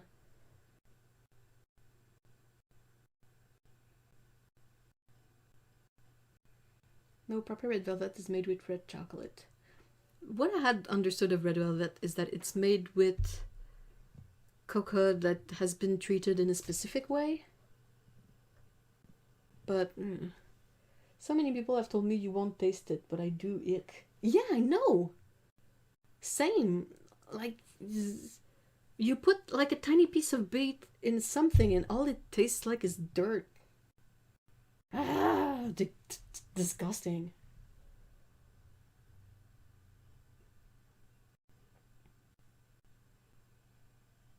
Yeah, you have sugar beets, and I think it's a different sort of beets than the red beets we use for cooking.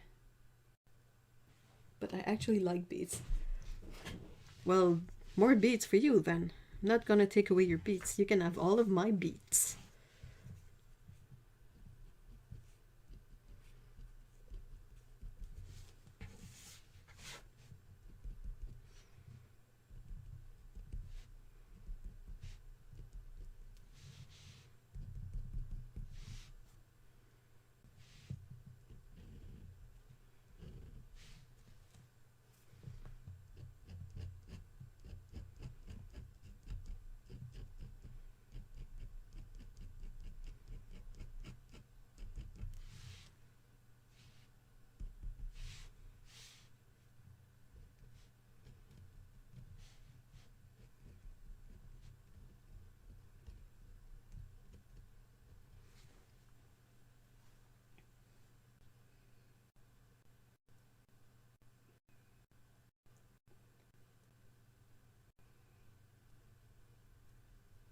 I'm not gonna lie, beets in tea. It's really nice. It makes it all red. Ugh, but no.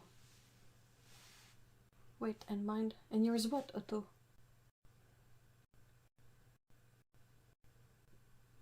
The only acceptable vegetable in a cake is carrot. I agree. Trying to think of... Well, I've had some, like, things with zucchini in there that... It doesn't really, like... Zucchini is one of those things you probably won't taste in a cake. Because zucchinis have a really light taste, unlike beets. Beets taste like that time you tried roller skating and you sort of tripped in your skate and fell face first into the fucking asphalt and ate a bunch of dirt. That's what it tastes like.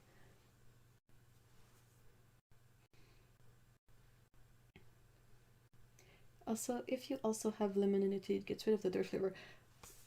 I mean, if it works for you, I'm really happy that it does, but that's the thing. I don't think my brain processes that kind of stuff with taste in the proper way. They can have my beets too. You guys keep all the beets. Team no beets. But yeah, that's the thing. Often, like I had this discussion with Mr. E, and I think Otto probably.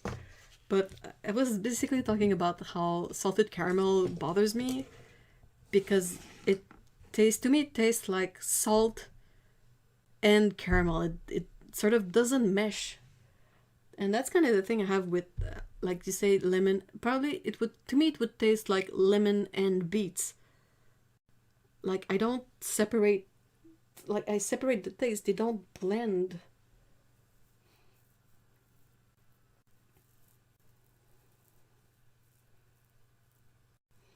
Pretty sure I didn't wash it because I could taste the dirt. Well, Mary, even if you wash it, beets have a dirt-like taste. So maybe they washed it. The thing is if they juice it, all the particles that are not juice. Well, if it's a smoothie, then probably they kept some of the pulp in there. But when you juice stuff, there's a really intense mesh filter that would probably keep the dirt in there. But I mean, even if you clean it, ugh. Crushed pineapple in a carrot cake. Crushed pineapple is great, but it still has a bit of... It provides a bit of sugar and that taste of oddly unripe pineapple in a jar.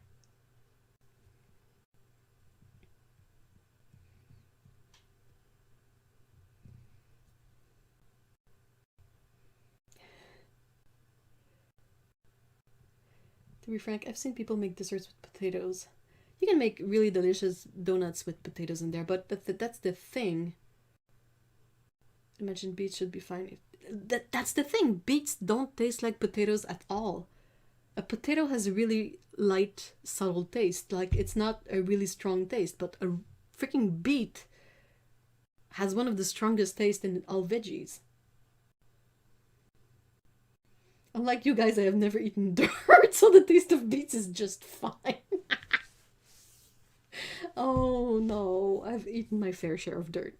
I gotta say.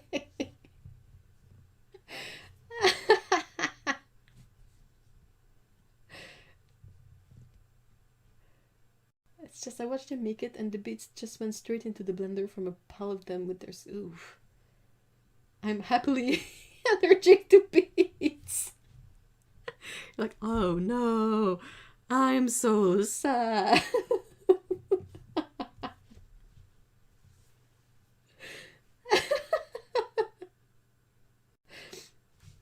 I thought I was the only one who tasted both the salt and caramel separately. No, I do that too.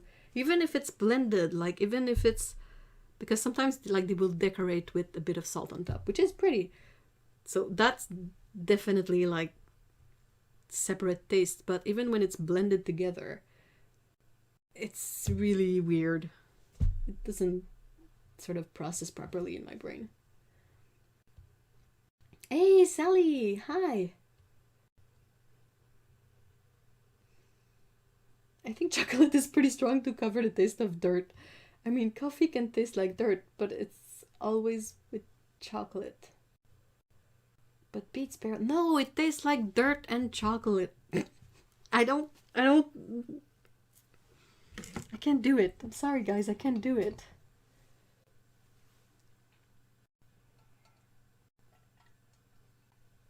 It's okay. We'll have everyone's salted caramel. Happily. Definitely sending it over.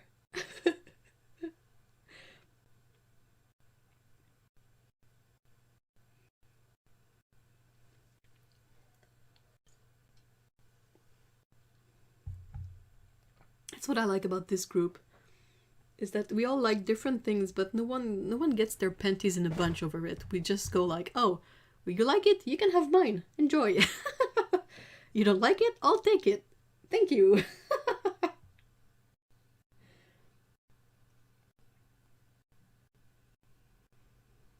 Salted licorice is kind of different though. What about dark chocolate? Oh, I don't do alcohol at all for taste and personal reasons.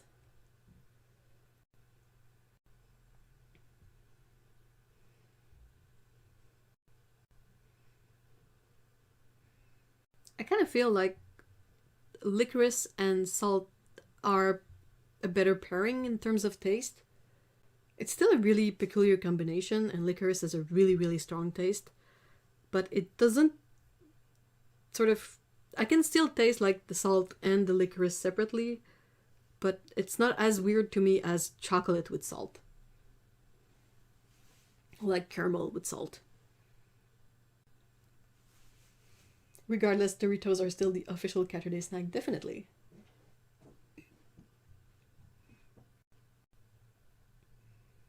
I can never with alcohol after secondary school. I just can't. I never really took to the taste, and then there's also a bunch of personal circumstances that I'm just not tolerating alcohol at all.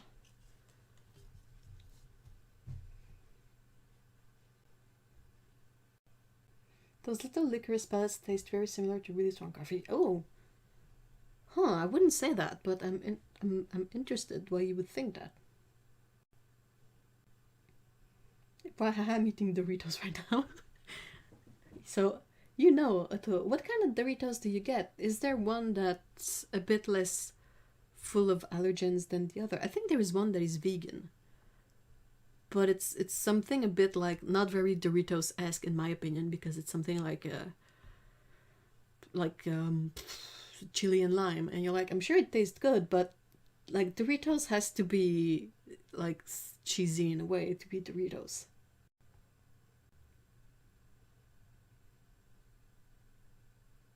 And good melted in hot milk, non-dairy milk. Really? You melt the licorice in milk? Huh.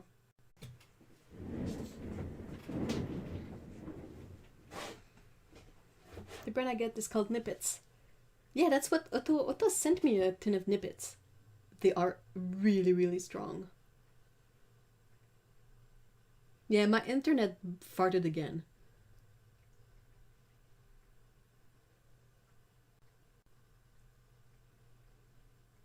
I hope it's back on. Is it back on?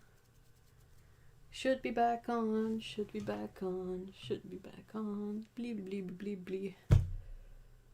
Yeah, it was my stupid internet again. All you guys missed was me swearing like a lumberjack.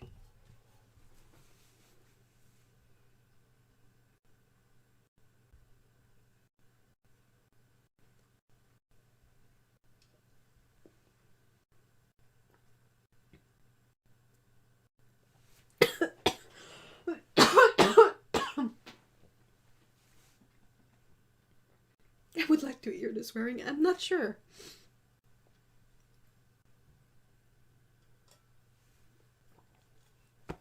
I'm fine. I choked on my tea again. I always choke on my tea.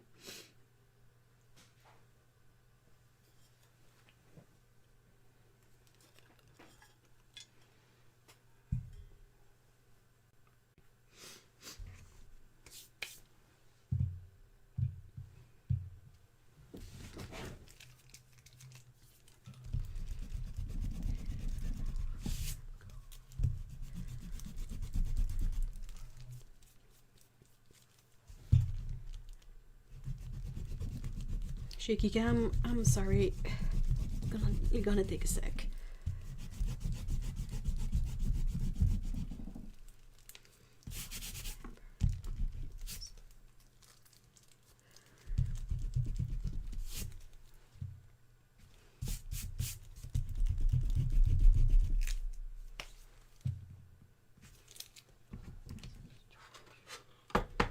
Now, hey, Acne, hi. Now I have that dancing lumberjack. Which dancing lumberjack?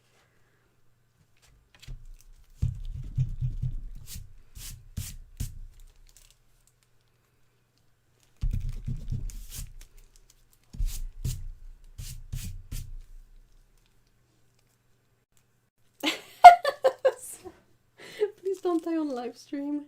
Don't die live on stream. You'll end up in those top 10 awful things that happen live on camera.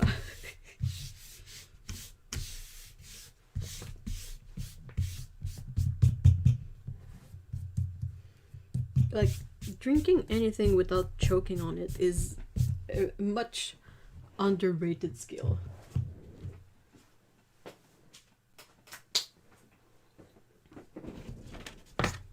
I mean, we prefer you alive anyway, but... You know the cartoons I'm from... Oh, yeah, I do, actually. Oh my gosh, hold on.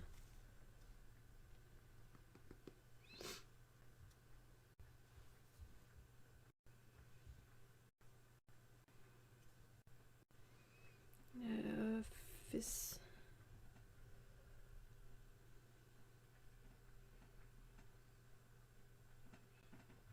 No. Come on. Film Canada. Bûcheron.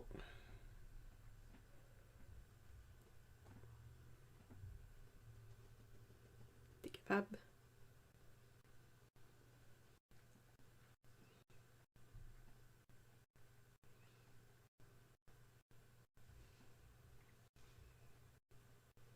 Oh, isn't that the log driver waltz? I think you're right.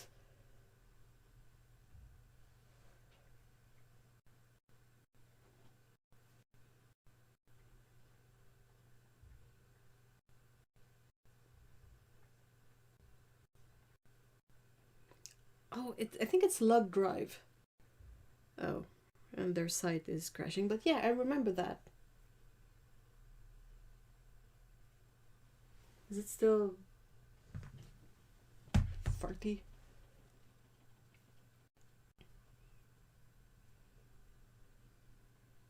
I'll go get some water for painting, and I'm gonna take a bio break at the same time. So if you guys want to go grab some snacks, some tea, hit the restroom, I'll be right back.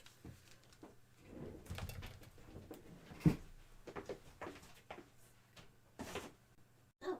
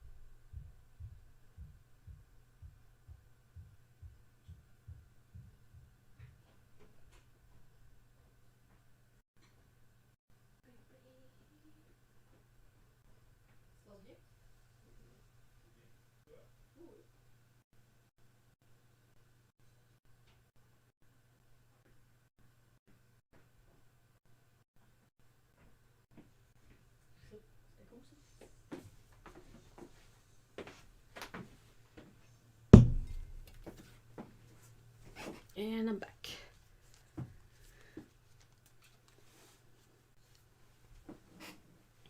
I'll occasionally get the spicy nacho cheese.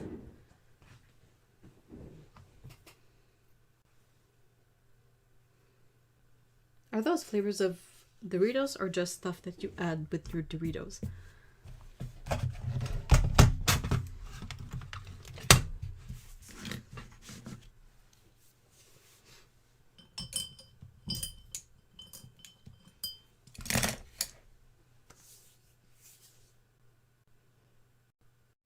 God, I hate getting paint in my hands. Why?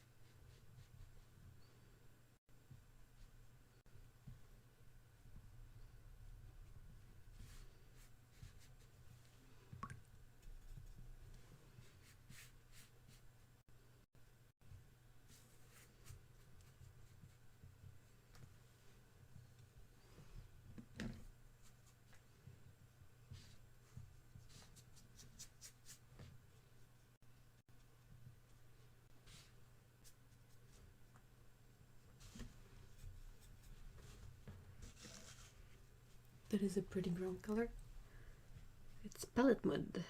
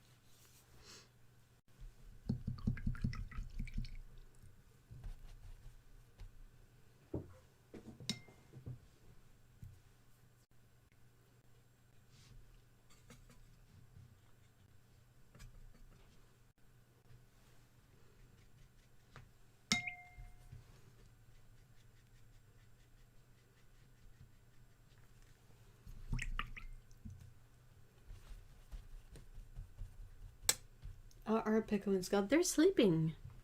Have one with me? Yeah, ma minette. Squeaky. And Pico is sleeping in the bedroom.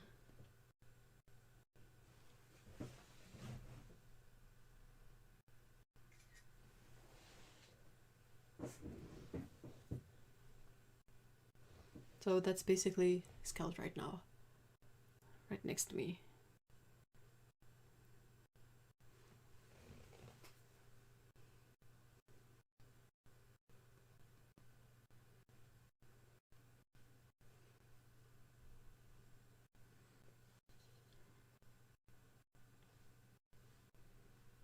I'm waiting for that to dry a bit. Oops.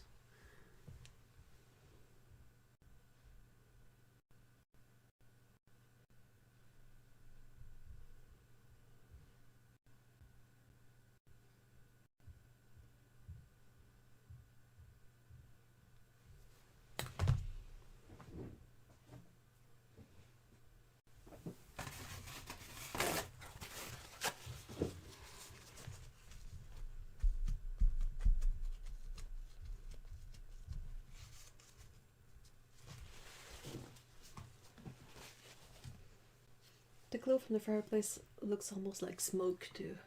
Yeah, a bit. So soft. Oh yeah, I gotta give my cat his own spot when I work, or he'll sit on top of my hands. Oh no, it's not great for working.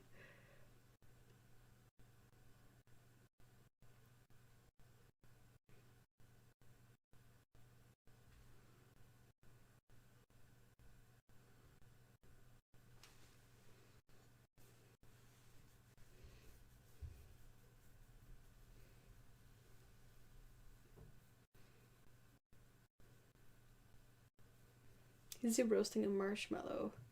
No, the cat is sort of toasting a slice of bread, which I sort of drew really poorly. But I'm really obsessed with the thingy to use to toast bread on a campfire.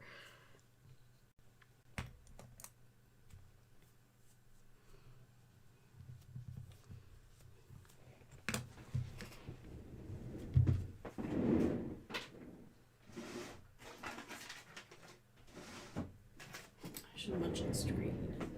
What is the best thing you ate this week? Ooh, good question. I ate some really good pecan chocolate brittle. Some good falafels. Sushi's great sushi.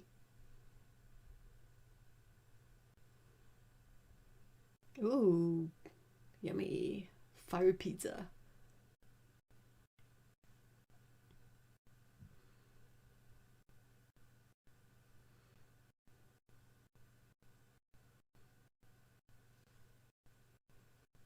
Flourless chocolate cake. Ooh. What do you have in there? We have a pie toaster. What? You put 2 pieces of bread and canned fruit between the iron plates, which are on the ends of iron rods. Oh, sounds awesome. Domino's pizza, but only because we usually eat in.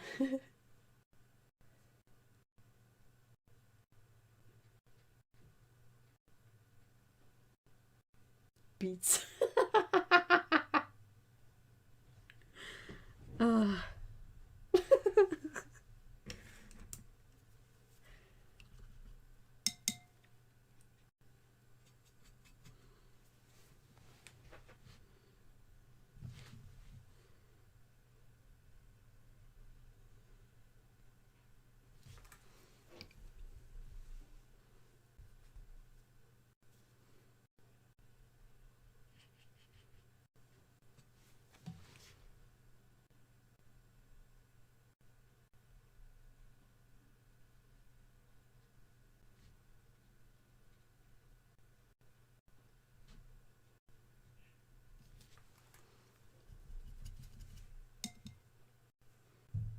Oh, that butter chicken, Mallory. I remember the butter chicken. What about you, Otto? Thumbprint cookies. Ooh.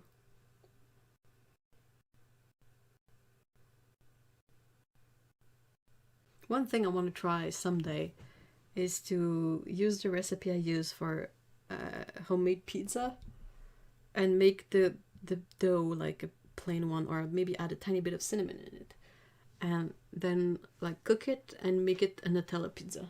I think you're supposed to put the Nutella after the dough is cooked, when it's still hot, and make myself a Nutella pizza. That's on my bucket list.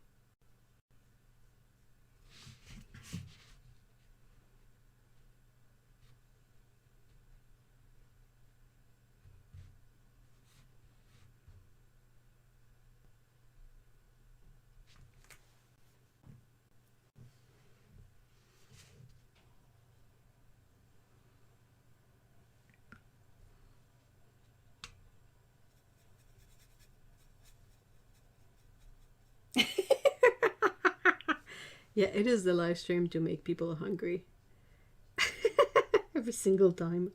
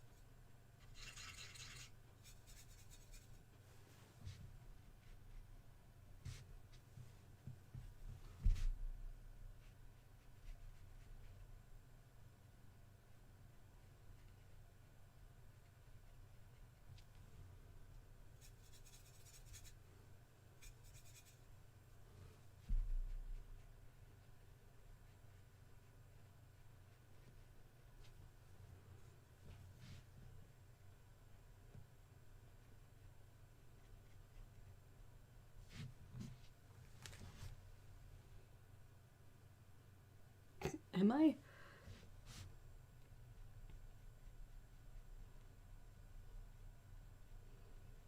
Well, thank you if you think that I am good at painting light sources, Otto.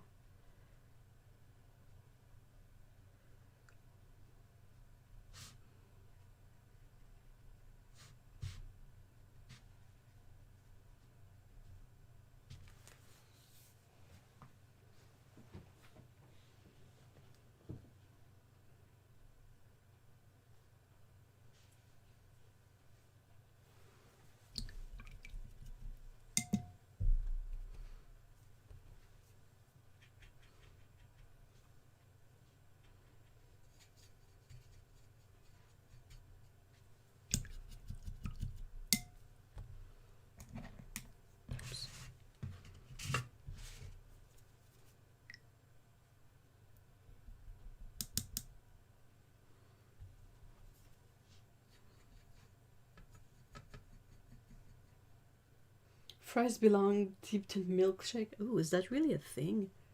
Oof, that sounds like liver death by sugar and fat.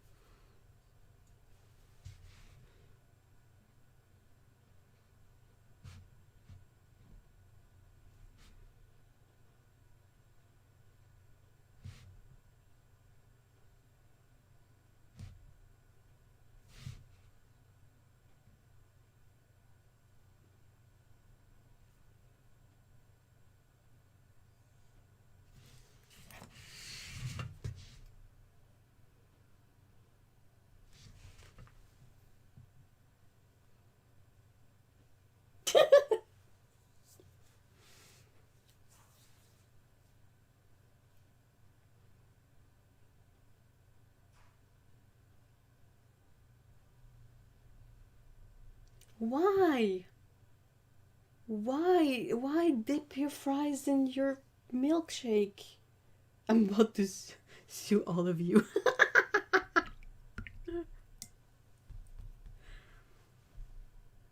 What's the logic behind it?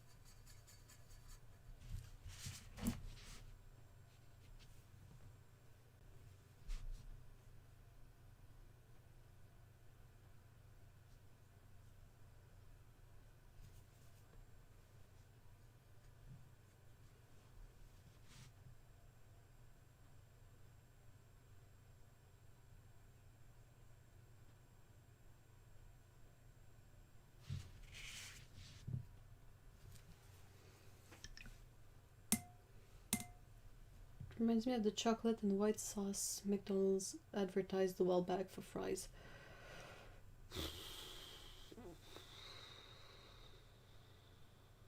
Sort of the same as sweet and salty salted caramel, except actually good. X. Press X to doubt.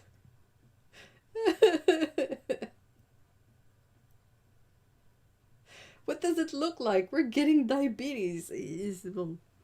Alright. I mean, if that's the point.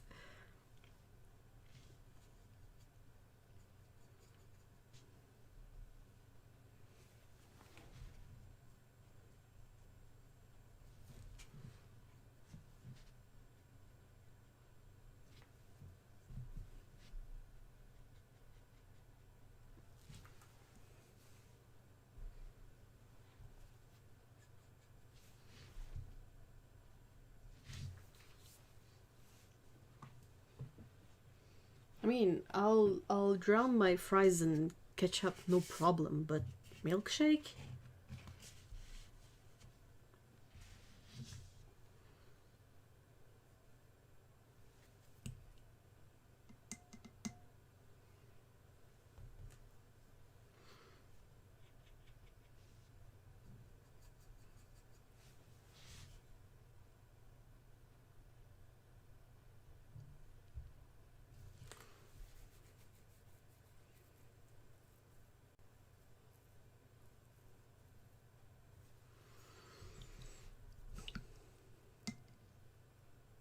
Ketchup is literally sugar, though.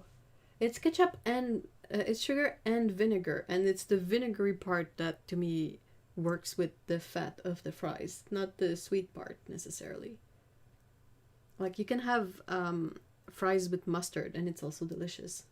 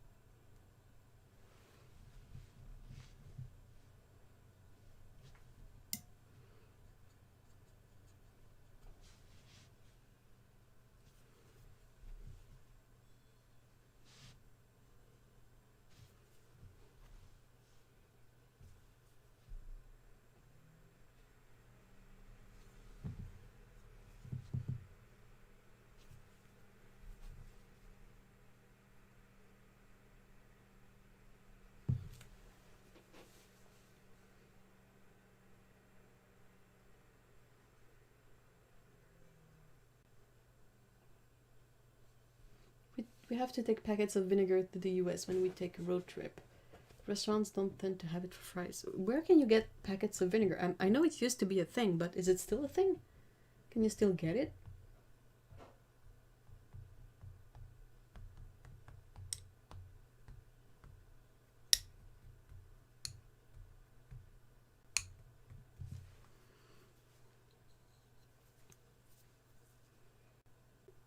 Yeah, at fast food places. Okay, like Canadian McDonald's and Burger Kings and all that.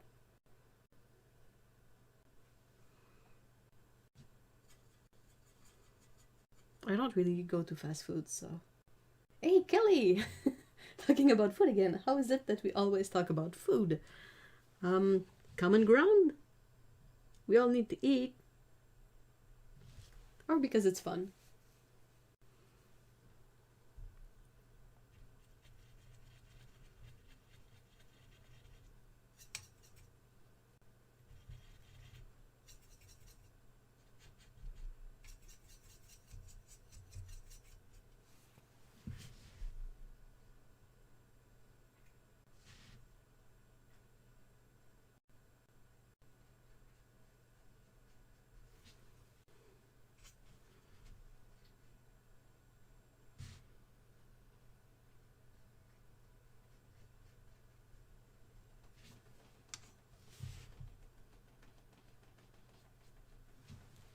Non, arrête de t'arracher l'oreille, écoute.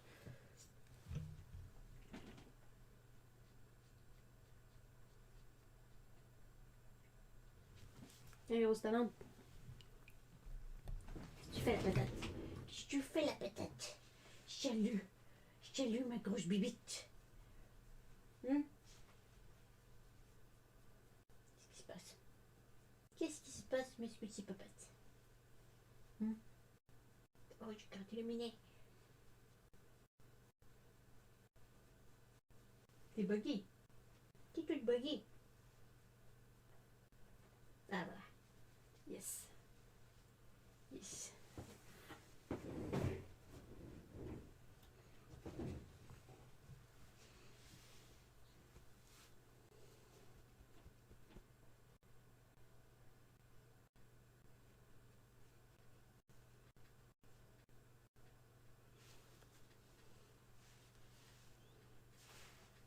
The real question is who doesn't like food? Yeah, that's a big question.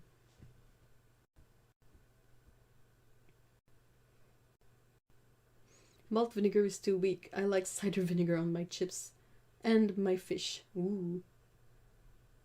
It is Scout. She was scratching her ear again. So I tried to distract her from doing it.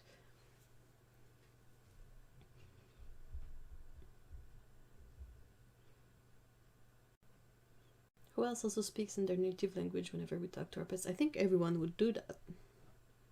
Yeah, Scout's ears are not cute at the moment.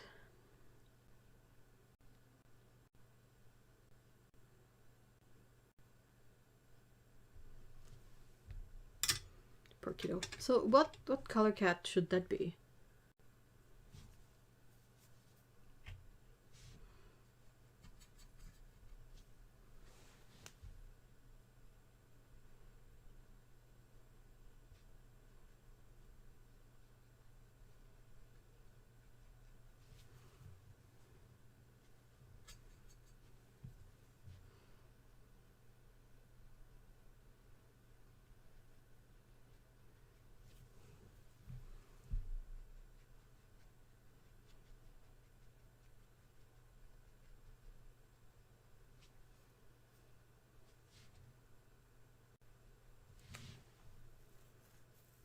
Dare I suggest this cinnamony color? Cinnamon color is one of the cat coats that I really have to think hard about what it means. Like, is it... Where do you find such a coat color? Is it on, like, Abyssinians?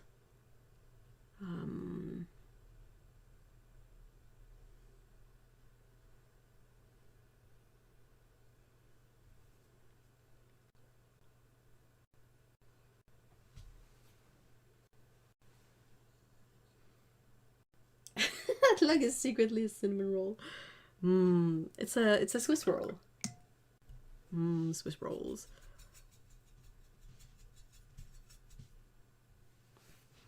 I'm too old to understand what the in before kind of thingy means.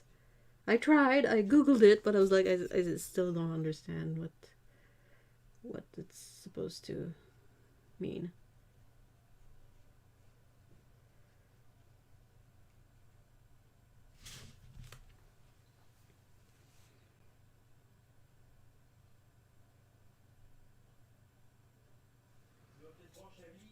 Ah, pour vrai? I have the cat friend is visiting. Bienvenue ici. Hold on.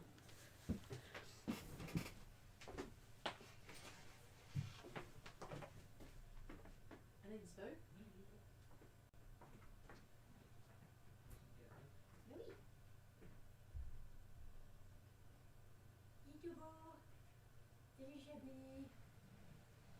Salut Mimi. Ah, c'est une grosse face.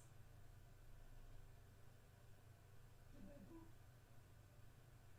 Il est tout mignon.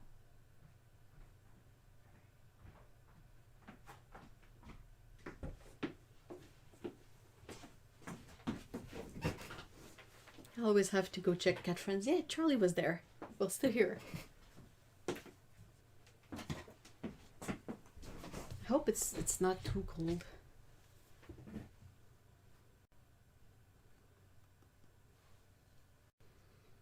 How cold is it? Chaz, aw. It feels like -18. That's so good. He's so cute. I love him so much.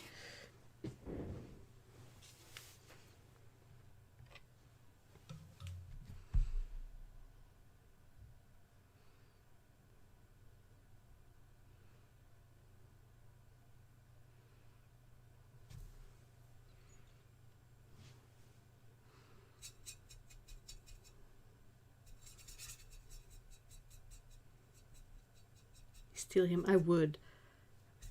Like, Pico and Scarlet are really not in favor of that idea. He's such a sweet boy. He's so fluffy. Has a great big face.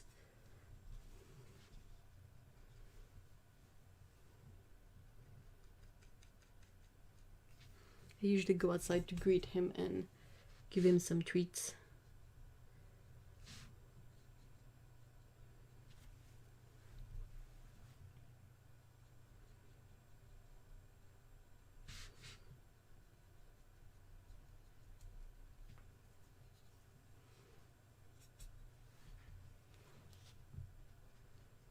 I always worry that he's gonna be cold, but like most of the time when I pet him, it's thick. And yeah, sure, the exterior layer, like the layer that I can pet, is cold, but I'm pretty sure that right next to the skin, it's really, really warm. So that sort of makes me feel a bit safer about him being outside. Also, I think his human's place is not too far off, so like if he gets really cold, he can easily go back home. But yeah, he's such a good kiddo.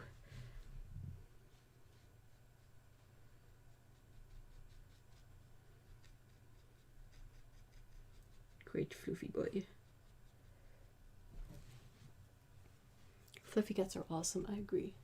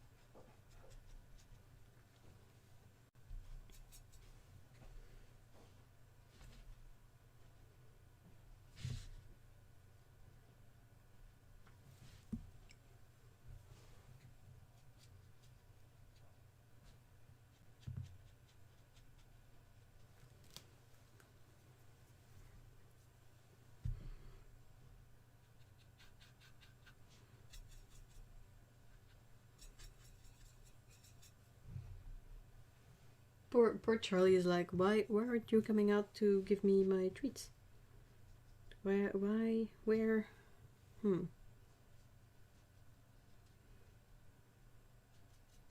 Usually I give him the treats a bit later in the day, so.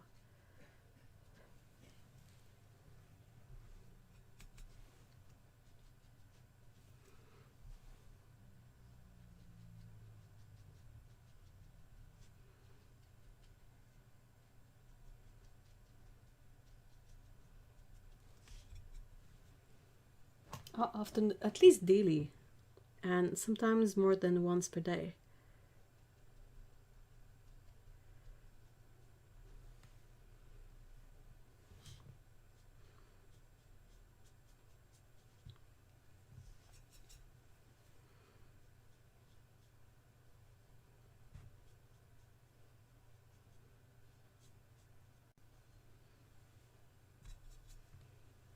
It's adorable. It really is. It's really cute to see him, like he hangs out in the windows, and just looks inside or looks outside. Sometimes he's just like sitting there and he's looking around, because I think he kind of feels safe, since like what's in his back is the window, so he doesn't have to care about that, like attacks coming from that area. And also I think the windows are a bit more warm, all things considered, so if he hangs out like glued to a window, it's gonna be a little less cold. Also, it's a nice shelter from the wind. Also, he's also very cute.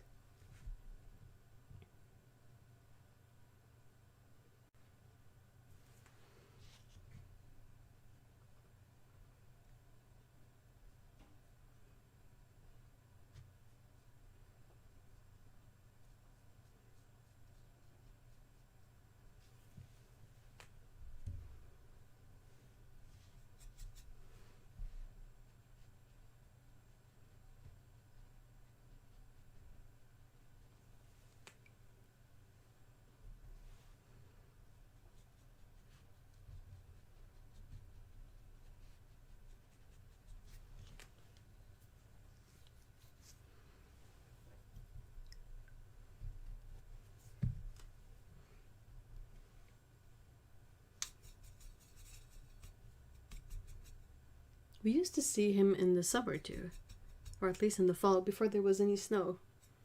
But he was more skittish and he wouldn't let me come close to him. It's only like a recent thing that I've been able to become his friend. And it was mostly done through food. I brought him treats and he was like, oh, I'm not gonna run away quite yet. You have food. I approve of this. And now I think he recognizes me, because I go, and I go out, and he's like, oh, it's the crazy lady who does a lot of sound and has treats.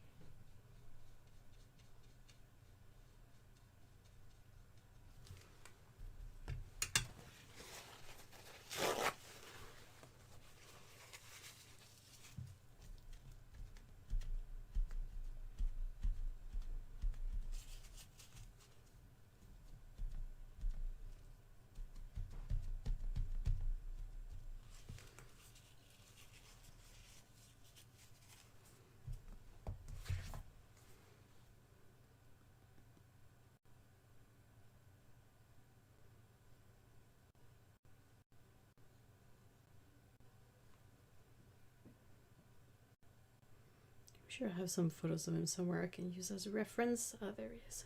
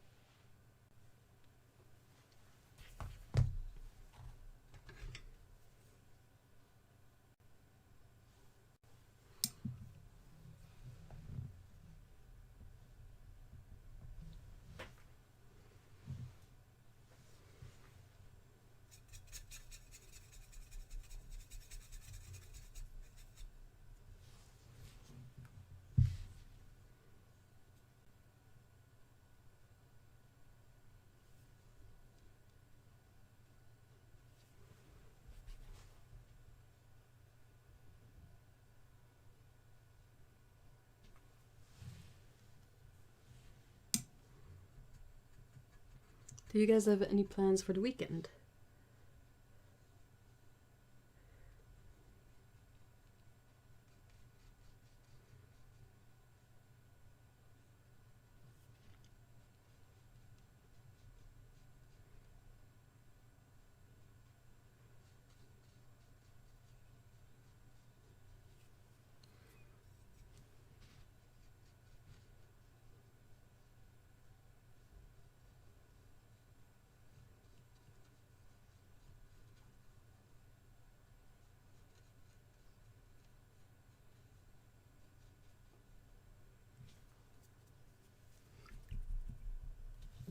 You are my plan.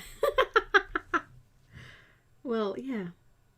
I mean, I don't think anyone's gonna have big, grand plans of going outside or whatnot, but sometimes there are like chores to do or, yeah, exciting times. Honestly, I just want to draw and improve my skill in anatomy. That's a very valid pursuit. It's very difficult too.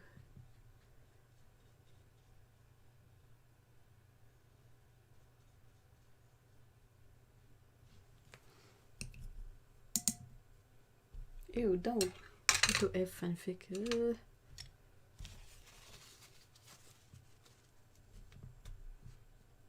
That's a bit creepy.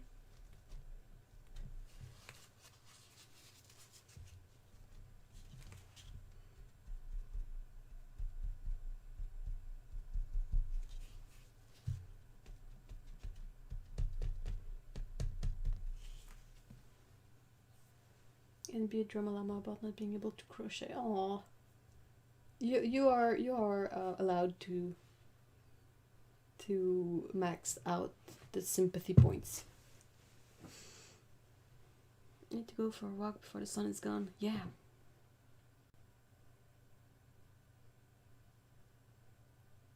I was just joking. Yeah, I hope. Because that's just weird.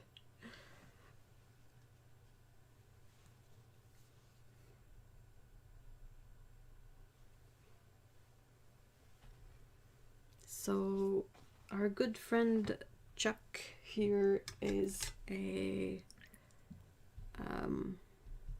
regular tabby, meaning that he has the swirly patterns. I'll try to... No, that's definitely not dark enough.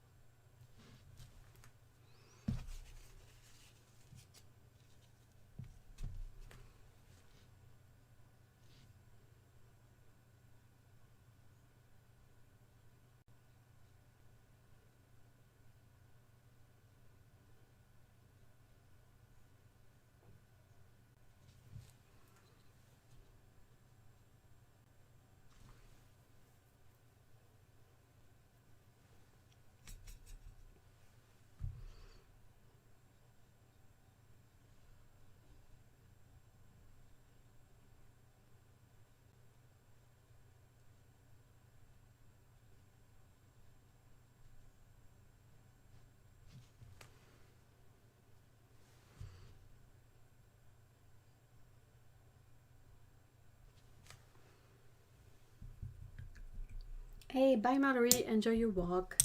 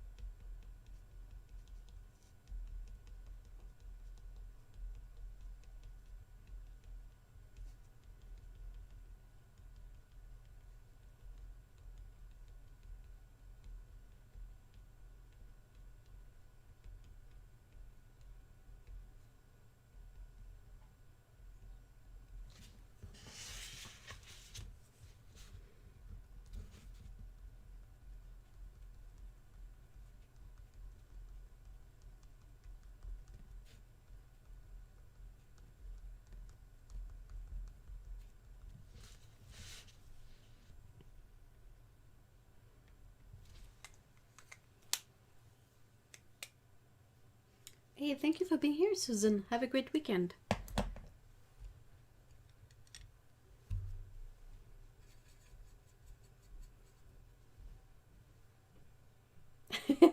Bye, April. Have a great weekend. Thank you for being here.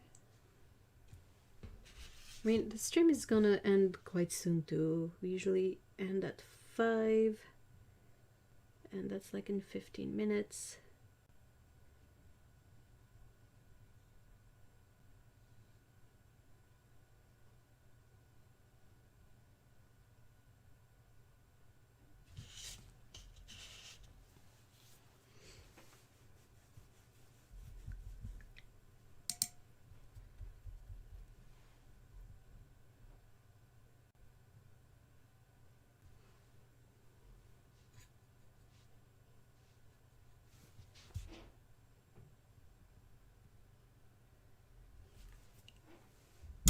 Oops. I keep tripping my brush and my mic. I apologize if you can hear that.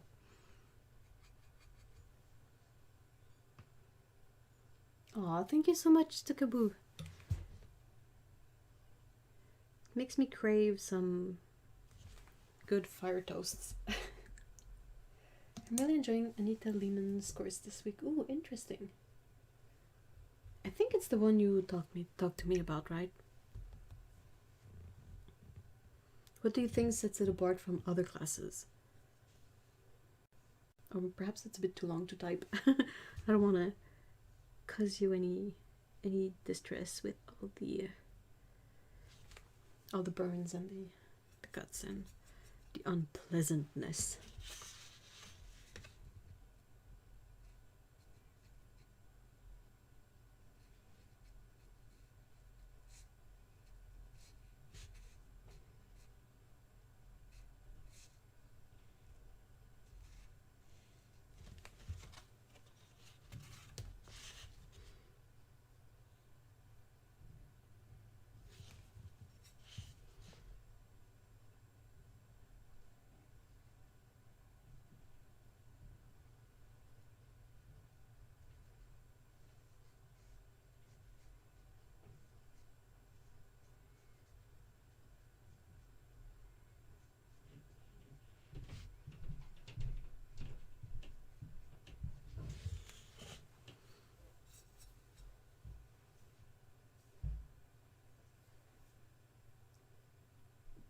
She's technique based and takes you from 0 to finish. Oh.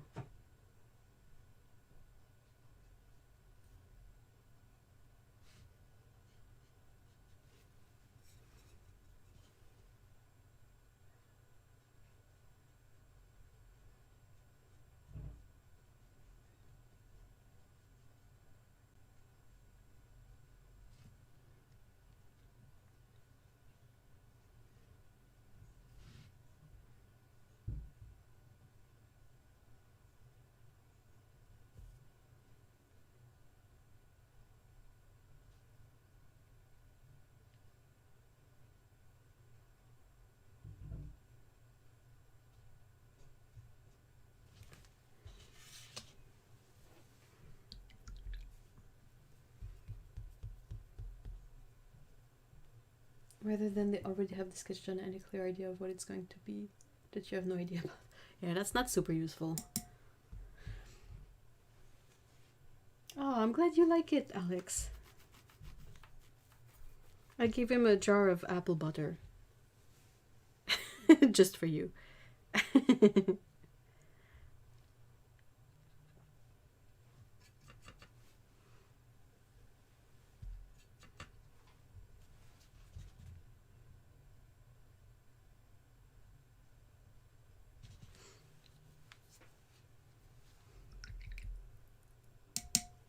Your future self, yes.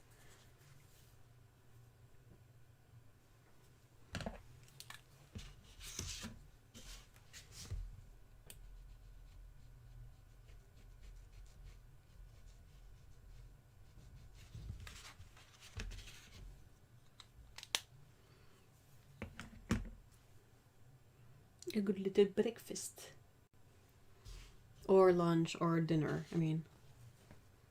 Toasts are always tasty. Alright guys, I think that's gonna be it for today. It had been a while since I actually drew and painted a sketch during a live stream. So, progress! Yay! I hope you guys will have a great weekend and that things are gonna go the way you want them to. Like always, the Discord server is available if you want to chat. It's free, there's a link in the description if you're not already on it. And, well, if you are, you know the drill. We will see each other there during the week, and there will be another live stream next weekend, next Saturday. Same place, same time, same fun, hopefully, and we will talk about food again. So have a great weekend, guys. Take care and stay safe, and see you all next time. Bye bye.